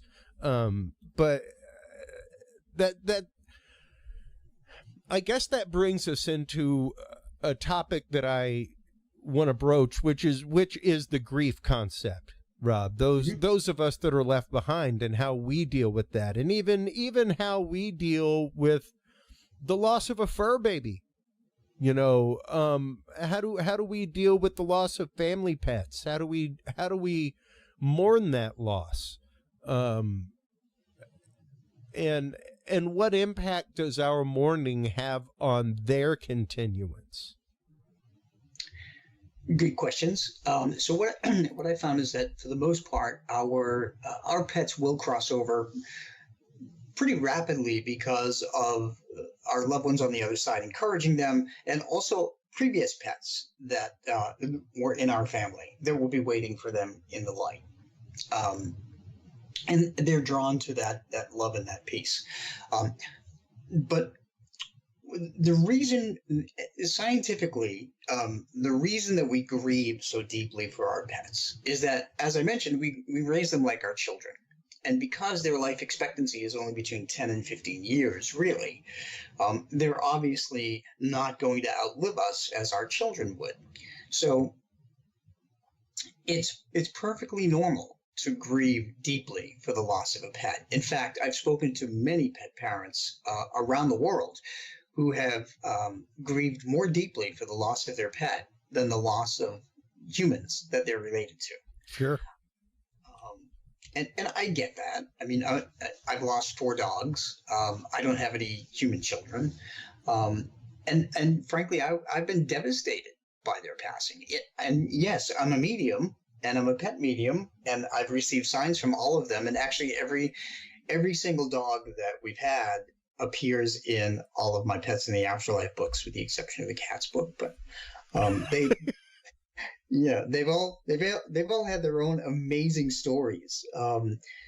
Pets in the Afterlife 3, The Messages from Spirit Dogs, is a book that has 2 chapters about 2 dogs we lost in 2020, Dolly, our Weimaraner, and Franklin, our Dachshund. And they both came through with amazing confirmations that they were still around. Now, the one question that I have is, we've set that definition between ghost and spirit. Yes. How does the average person, because the average person may experience the ghost. I think that it would take the much more sensitive person to experience the spirit. Because I think and correct me if I'm wrong, is it the case that the spirit has more intent when trying to connect with the living? Or is it that the living has more intent to connect with the spirit? I think the living has more intent to connect to the spirit, because when we lose a loved one, the first thing we want to do is hear that they're okay on the other side. Mm. Yeah. And that's the message I get from all of the pet parents that contact me. They want to know if their dog or cat or horse or bird or whatever is okay. So in terms of earthbound ghosts, they usually have a couple of different reasons for contacting us that I've found. One is that they want help. Usually the most common EVP that we've gotten in the Inspired Ghost Tracking group is help me. Yeah. And they want help because they want to cross over, because they realize after being trapped for many years or whatever, that they don't belong here. Or if they're stubborn, if they want to maintain their personalities, so they can do, if they were a nice person in life, they'd be a nice person in death. If they were a jerk, they're going to be a jerk in death. And it's interesting that you say that, because one would think that moving forward, shedding the mortal coil, becoming one with the energy of the universe, that you would shed the dick gene. Yeah. Rob, pardon the language, but you think true. that like the prick gene would get dropped at that point, but that's not the case. That's not the case. Like I used to do some work here and there with Lone Star Paranormal years and years ago. And there was a place, the Ale House. It no longer exists. It was bulldozed. It was one of the oldest houses in Houston or Galveston. It was the oldest house standing since the Galveston hurricane of like the 1800s. But there was a sea captain that owned the house after, and like even in death, he'd throw pennies at people and knock things off shelves and things like that. Like even in death, a raging prick. Yeah. Like tormented people, and not just like your average poltergeist stuff where it's like, oh, the door opened by itself, like throwing things at people. So that makes sense. I mean, so the thing is that when people cross over as a spirit, that's when they get kind of an awakening, and they realize that what they did was not right. But the earthbound ones, the earthbound ghosts, are the ones that still misbehave and act horrendous. And that's why if you ever go into a prison that is abandoned and haunted, you are going to be subject to some bad stuff. I mean, you may be pushed or hit or spoken down to or whatever. Treated like any quote new fish in a prison. Sure, because that's what you are. Exactly. Hey, new fish. Yeah, like guess what? They're still a prisoner. So I went to a prison once that had been shut down in Maryland, and it was a very uncomfortable feeling. The state had opened it up for residents if they wanted to tour it before they tore it down. And I went through it, and I said, that's it. I've been through one, never do it again. Just a bad feeling. Yeah. And I've definitely been in those places where something is just off. You can't really place it, but there's just something odd. And one of the things, kind of along the same lines of asking, do we keep the spirit here? Like, is it possible? Because once again, is it possible for us relinquishing our control over somebody else's death, no matter how it happened, tragically, organically, through medical means, what have you?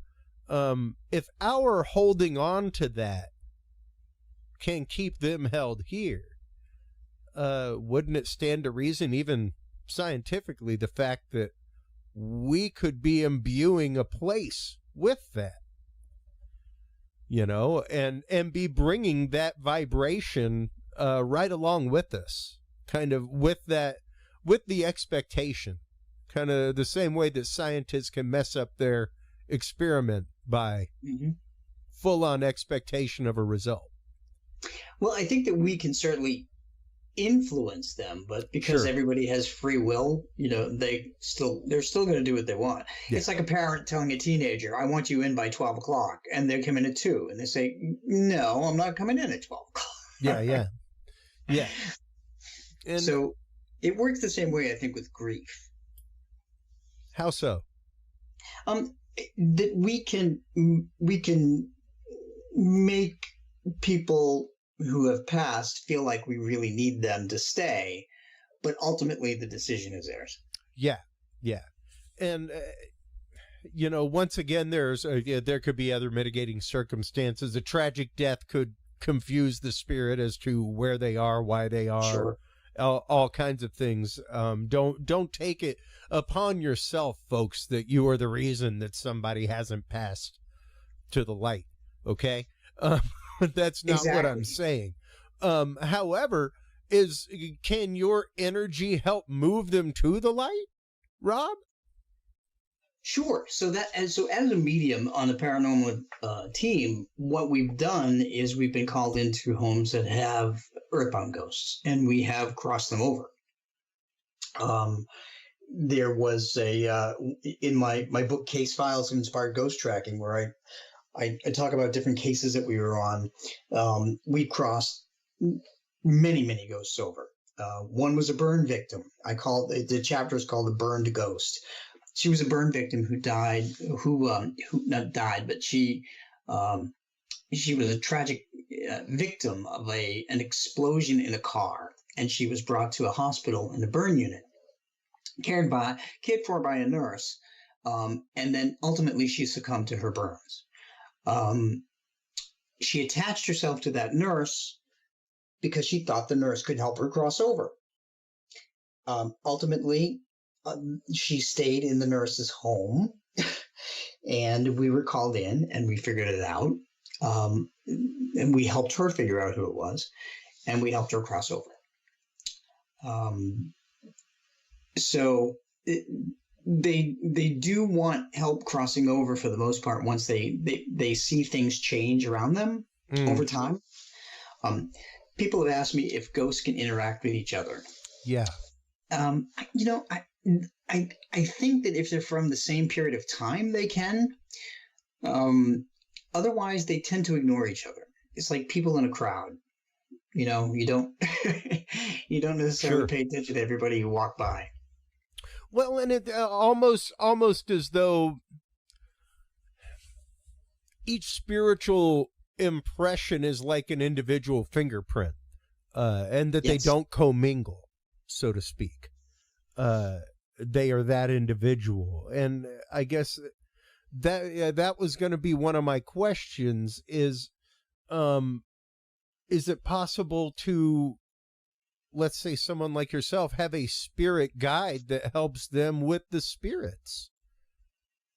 Even a spirit animal, you know, like for instance, your dog from your childhood who helps you help the other dogs. So I found that Buzz, my puppy that passed away, is a spirit guide for me. Oh, wow. He is one of several. And sometimes when people are very bonded to a certain pet, they become a spirit guide. So you can liken it to like a soulmate. So if there was one particular pet that you were closer to than other pets, it's very likely that pet is one of your spirit guides. Interesting. And, you know, that brings up a question that I had. Are you still there? Hello? I'm here. Okay. I thought I lost you there. Yes, I'm here. That brings up a question that I had, because in the room, I mean, we have a couple cats here in the house. But in my son's room, we have a frog. I'm a herpophile. I've kept lizards, frogs, snakes, all kinds of reptile and amphibian, hatched turtles, all kinds of things in my life. And I know that there are numerous people like myself who connect with a reptile or amphibian just as easily as with a dog or a cat. And I think that those relationships, people wonder why, like you were saying earlier, some people like mourn more for the loss of their pet than they do the loss of a friend or a loved one. I think a lot of that comes down to trust and unconditional love issues, my friend. Sure. And the fact of human beings can always have some kind. A dog has zero agenda. Yes. A dog's only agenda is, what you up to, man? and to love you. And to love you. That's it. That's their agenda. Maybe there's a treat involved somewhere. Hey, bacon would be cool if you got some bacon. But that's not a necessity. And it's interesting because I akin what I do, providing AV technicians. In my industry, it's called herding cats. And I explain to people, no, it's not the herding cats that makes you tired. It's the fact that as opposed to a dog, where every dog is pretty well happy with a scratch on the head, not every cat's down with that, dude. Right. Like, every cat needs love in a different way. And it's love on their terms. It's not like a dog where it's, hey, what are you up to? Because I'd like to be in it. You know, it's a different attitude. It's still love. It's a different kind of love language. And I think it's the same thing with reptiles, amphibians, things like that. And people's draw to that is that you have alone time and emotional time with your pet that you do not have with a human being. Yes. You know? Yeah. And there is a healing bond there, and a beautiful bond that, I'm sorry, humans, there's a connection there that we just don't have. And it's interesting when you start digging into it, when you start really seeing that owner-pet bond that's there. And I've seen it in iguanas. I've seen it in snakes. Man, I've seen it in fish. Rob, my friend, used to have an Oscar fish like the size of a dinner plate. And it would hide and get mad with him if he was gone for a couple of days. It wouldn't eat. Like it had an attitude. It's like, this is a fish, man. Like, look at this thing. It is actively ticked at you that you were not here for 2 days. Well, they bond with us like family, so it's totally understandable. So, yeah, it's really interesting that you bring up this concept of some people mourn the loss of animals more. And I guess, does this same thing translate to, let's say, the reptile amphibian kingdom? Is it only higher order animals like mammalia? How does that spiritual connection work? So every living thing has what I call a soul, and a soul is what I consider the energy. Sure. Plus memories, personality, and knowledge. So every living thing has a soul. So yes, it translates to everything. Okay. Because I mean, that would of course be a question that a lot of people would, I think, kind of the aha kind of action. But what about this? Well, I mean, no, same thing applies. And how do you go about, I guess, recognizing the presence of a spirit animal? How can somebody learn to start being open to that? Because once again, it's not necessarily that we reach out to them solely, correct? Spirits reach out to us as well. Yeah, that's true. They do. And I found that even animals will recognize birthdays, anniversaries, and holidays because what they do is they read emotional energy of us. So when our emotional energy is elevated, they like to be around us. when our emotional energy is low, if we're depressed or if we're sad, they like to be around us to try and bring us out of it. If we're angry, they'll go in the other room. Yeah, yeah. But birthdays, anniversaries, and holidays hold true for people and pets in spirit. They will give us signs. And in the Pets in the Afterlife books, I have written all of the different many ways that pets can give us signs, like those we talked about with the cats. They can appear as shadows. They can appear in your dreams. Dreams are the easiest way for any spirit to communicate, because our logical mind is asleep and they're able to get through. They can lead us to another pet that looks like them. You may hear them walking around at night. You may hear them snoring if they snore. So there's a whole variety of ways that pets will communicate with us. And I want to go back for just a moment about something you said about how pets really pay attention to us. Sure. In my Pets in the Afterlife 4 book, I wrote this. I did a reading for a cat named Buddy, and the mom just asked me what Buddy had to say. And one of the things that Buddy told me that was really weird was the word mala, M-A-L-A. And I didn't know what that meant. I'd never heard the word before. I knew mal meant dad in Spanish, but I'd never heard of mala. So I do all my readings by email. So I typed it in and I said, I have no idea what this word means. Maybe you do.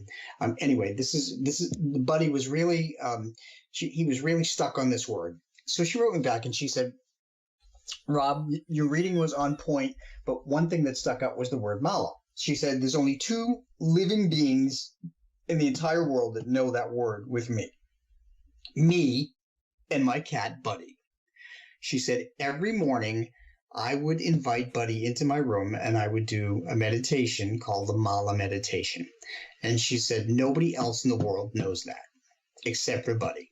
So Buddy conveyed that message to me, which was really amazing. Wow. That's phenomenal. And yeah, once again, that emotional connection, that personal connection of, hey, this is the time that we spend together.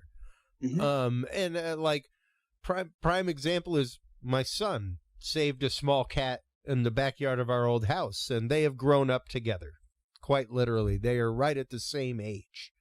And that cat follows him to bed every night, sits between he and whoever is reading a book to him. Like, same as a dog, no different. Curls up with him, goes under the blankets, and once he's asleep, we'll leave the room. And it's the most phenomenal thing I've seen. It's absolutely amazing to see this little cat's love for my son and how he straight up puppy dogs behind him. It's hilarious to watch, but there is an emotional connection between them that doesn't exist between him and me, doesn't exist between me and he and my wife. The cat is different with my son than everybody else. Yeah, that's beautiful. What a beautiful gift that is. Indeed. How can people, I guess,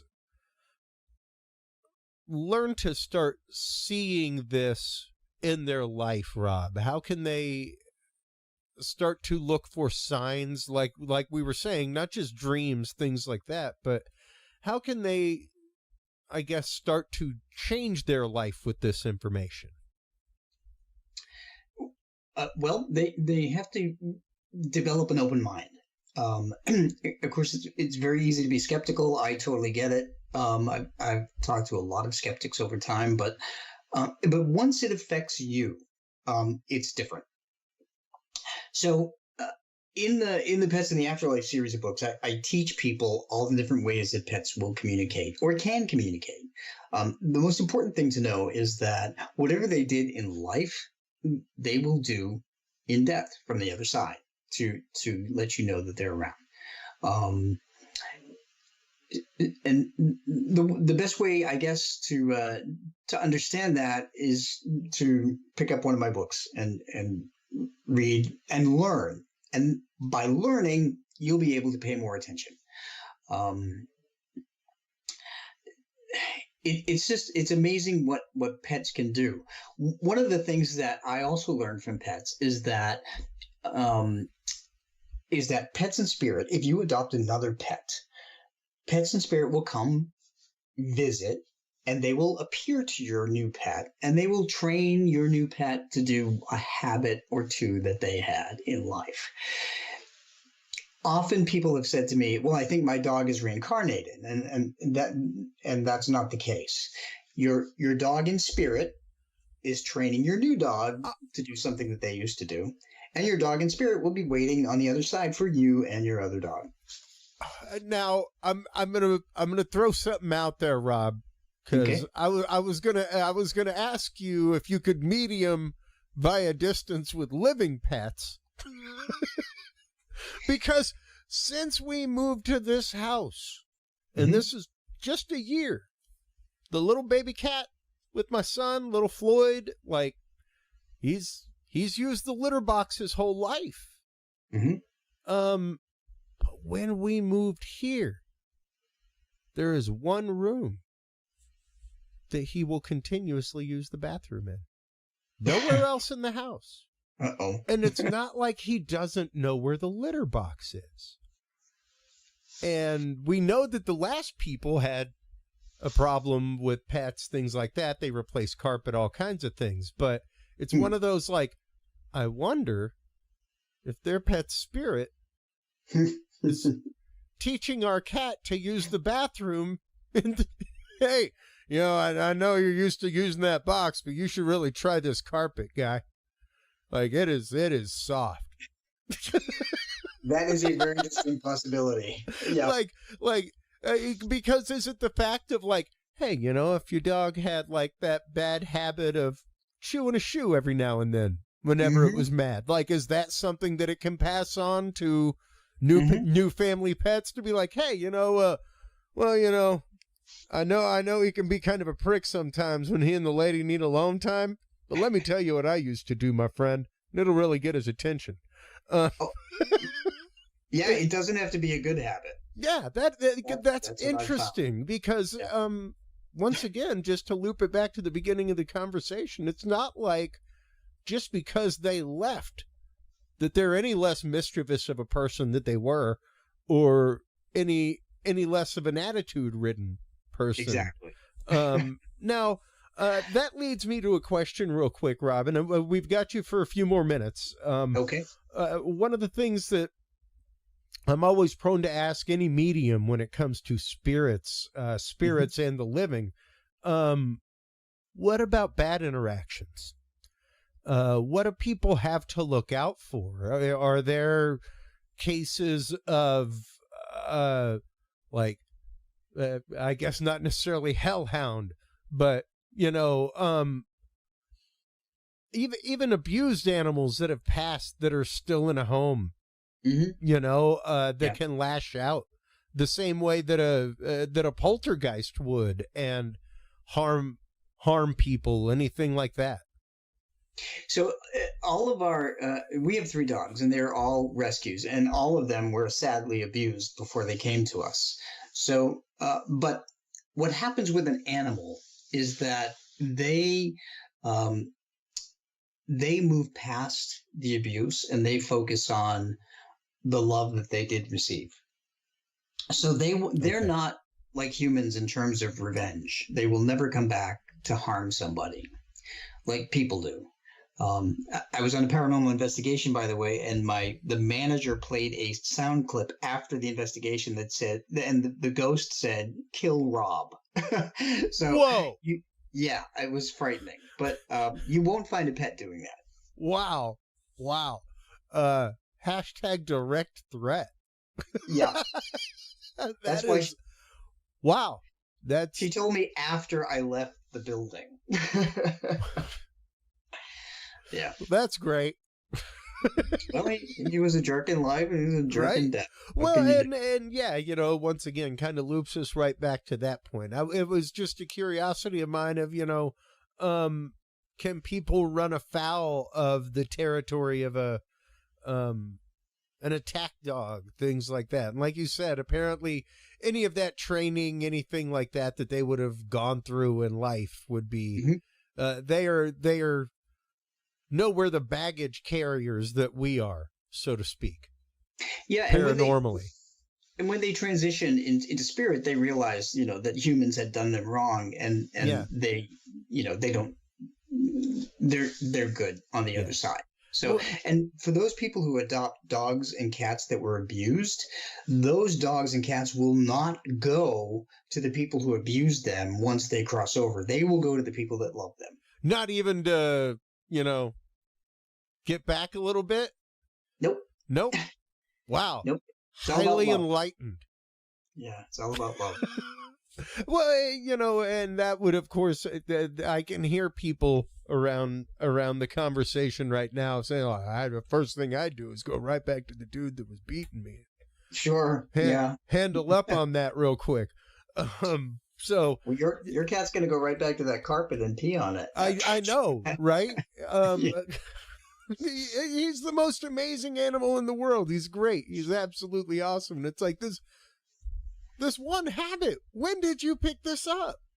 Like randomly out of nowhere. It's hilarious. He's been trained. He's been spiritually trained by the other cat. That's right. Well, Rob, I want to thank you so much for your time this evening, your candid conversation about not only your gift, but what people can do to welcome this concept into their life, to really try to connect with the spirits of their lost pets, because, you know, we tend to kind of blank that out.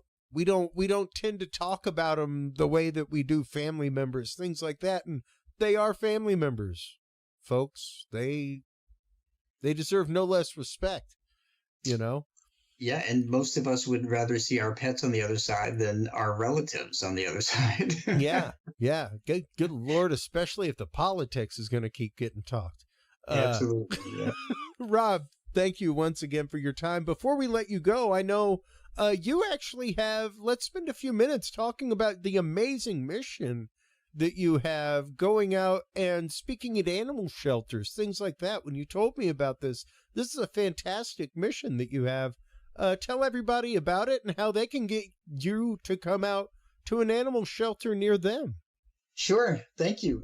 So about 5 years ago, I came up with this idea because there's so many pet parents grieving all over the world, actually. And I've heard from so many countries, it's been crazy. But because I work with animal rescues, I came up with the idea to go to animal rescues and give a lecture and teach people how pets communicate from the afterlife, to bring them comfort and to teach them what signs to look for.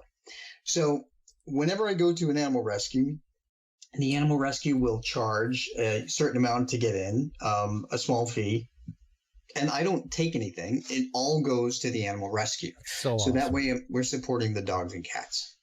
That is incredible because, you know, I live here in Austin, no kill city. Mm-hmm. I am highly supportive of that. It is important, folks. You can adopt just as easy as you can buy from a breeder, and believe it or not, you can end up with a much better pet as well. Because the love that comes from an adopted animal is like no other. The love that comes from a saved animal is like no other. Mm-hmm. It is a true love of appreciation. Rob, thank you so much. I am appreciative of your time. Let everybody know where they can go to keep up with you, where they can go to subscribe to your blog, where they can go to find you on other podcasts, buy your books, the whole bit, my friend. Well, thank you. They can just go to robgutro.com, and if you can't spell my last name, it's you can go to petspirits.com, and all goes to the same place. And you'll find links to Facebook and Instagram my blog that I write every single week about some topic, whether ghost, spirit, pet, or person. I have 3 series of books: Pets in the Afterlife, Ghosts on a Medium's Vacation, which I love to talk about, and Ghosts and Spirits. So they're all there. All of my books, I'm self-published. All of my books are under $10 because I want people to read them and learn. I'm not in this to make a profit. I'm a meteorologist. I'm a scientist. So I have a job. Wow. But I do this to help people, and that's my mission. Absolutely. That is so incredible, and I am all about it, Rob. We need to have you on to talk about meteorology and anomaly in that at some point, because there is a wild, vast array of things involved with that. I'm a backyard astronomer, and some of the things out there are just wild. Thank you once again for your time. Thank you once again for the amazing book, Ghosts and Spirits. That is what I have been reading here over the last week. And hold the line real quick while we close things out with our pre-recorded audience, Rob. Thank you again. Thank you. All right. While you are online checking out all the amazing work of Rob Gutro over at robgutro.com, make sure to stop on by curiousrealm.com. That's where you can find the store with not only Rob's books, but all the books from our guests. That's where you can find all the Curious Realm merch. That's where you can find ghost hunting tools, paranormal tools, all kinds of things, meters galore for all of your experimentation. That's where you can find the videos. Stop on by curiousrealm.com/videos, and you can subscribe to Rob's channel right there on YouTube. We embed all of our guest YouTubes right there, so they are nice and easy to find for all of you guys. Thank you so much, as always, everybody, for tuning in. Take care of yourselves, take care of each other, and remember, stay curious. We'll talk to you soon. Bye-bye. Thank you for tuning in to this episode of The Curious Realm. Stay tuned for more guests, forbidden topics, and hidden truths. Download the official Curious Realm app and view the Knowledge Vault on our website, curiousrealm.com. Follow us on social media by searching Curious Realm. Curious Realm is available on your favorite podcast services, as well as YouTube, Roku, Amazon Fire, and Apple TV through the APR TV app, available on all app markets. Curious Realm is a proud member of the HC Universal Network family of podcasts. For more great content, or to become a sponsor of Curious Realm or other podcasts, visit hcuniversalnetwork.com today. Thanks for listening. Stay curious, and remember, the other side is always watching.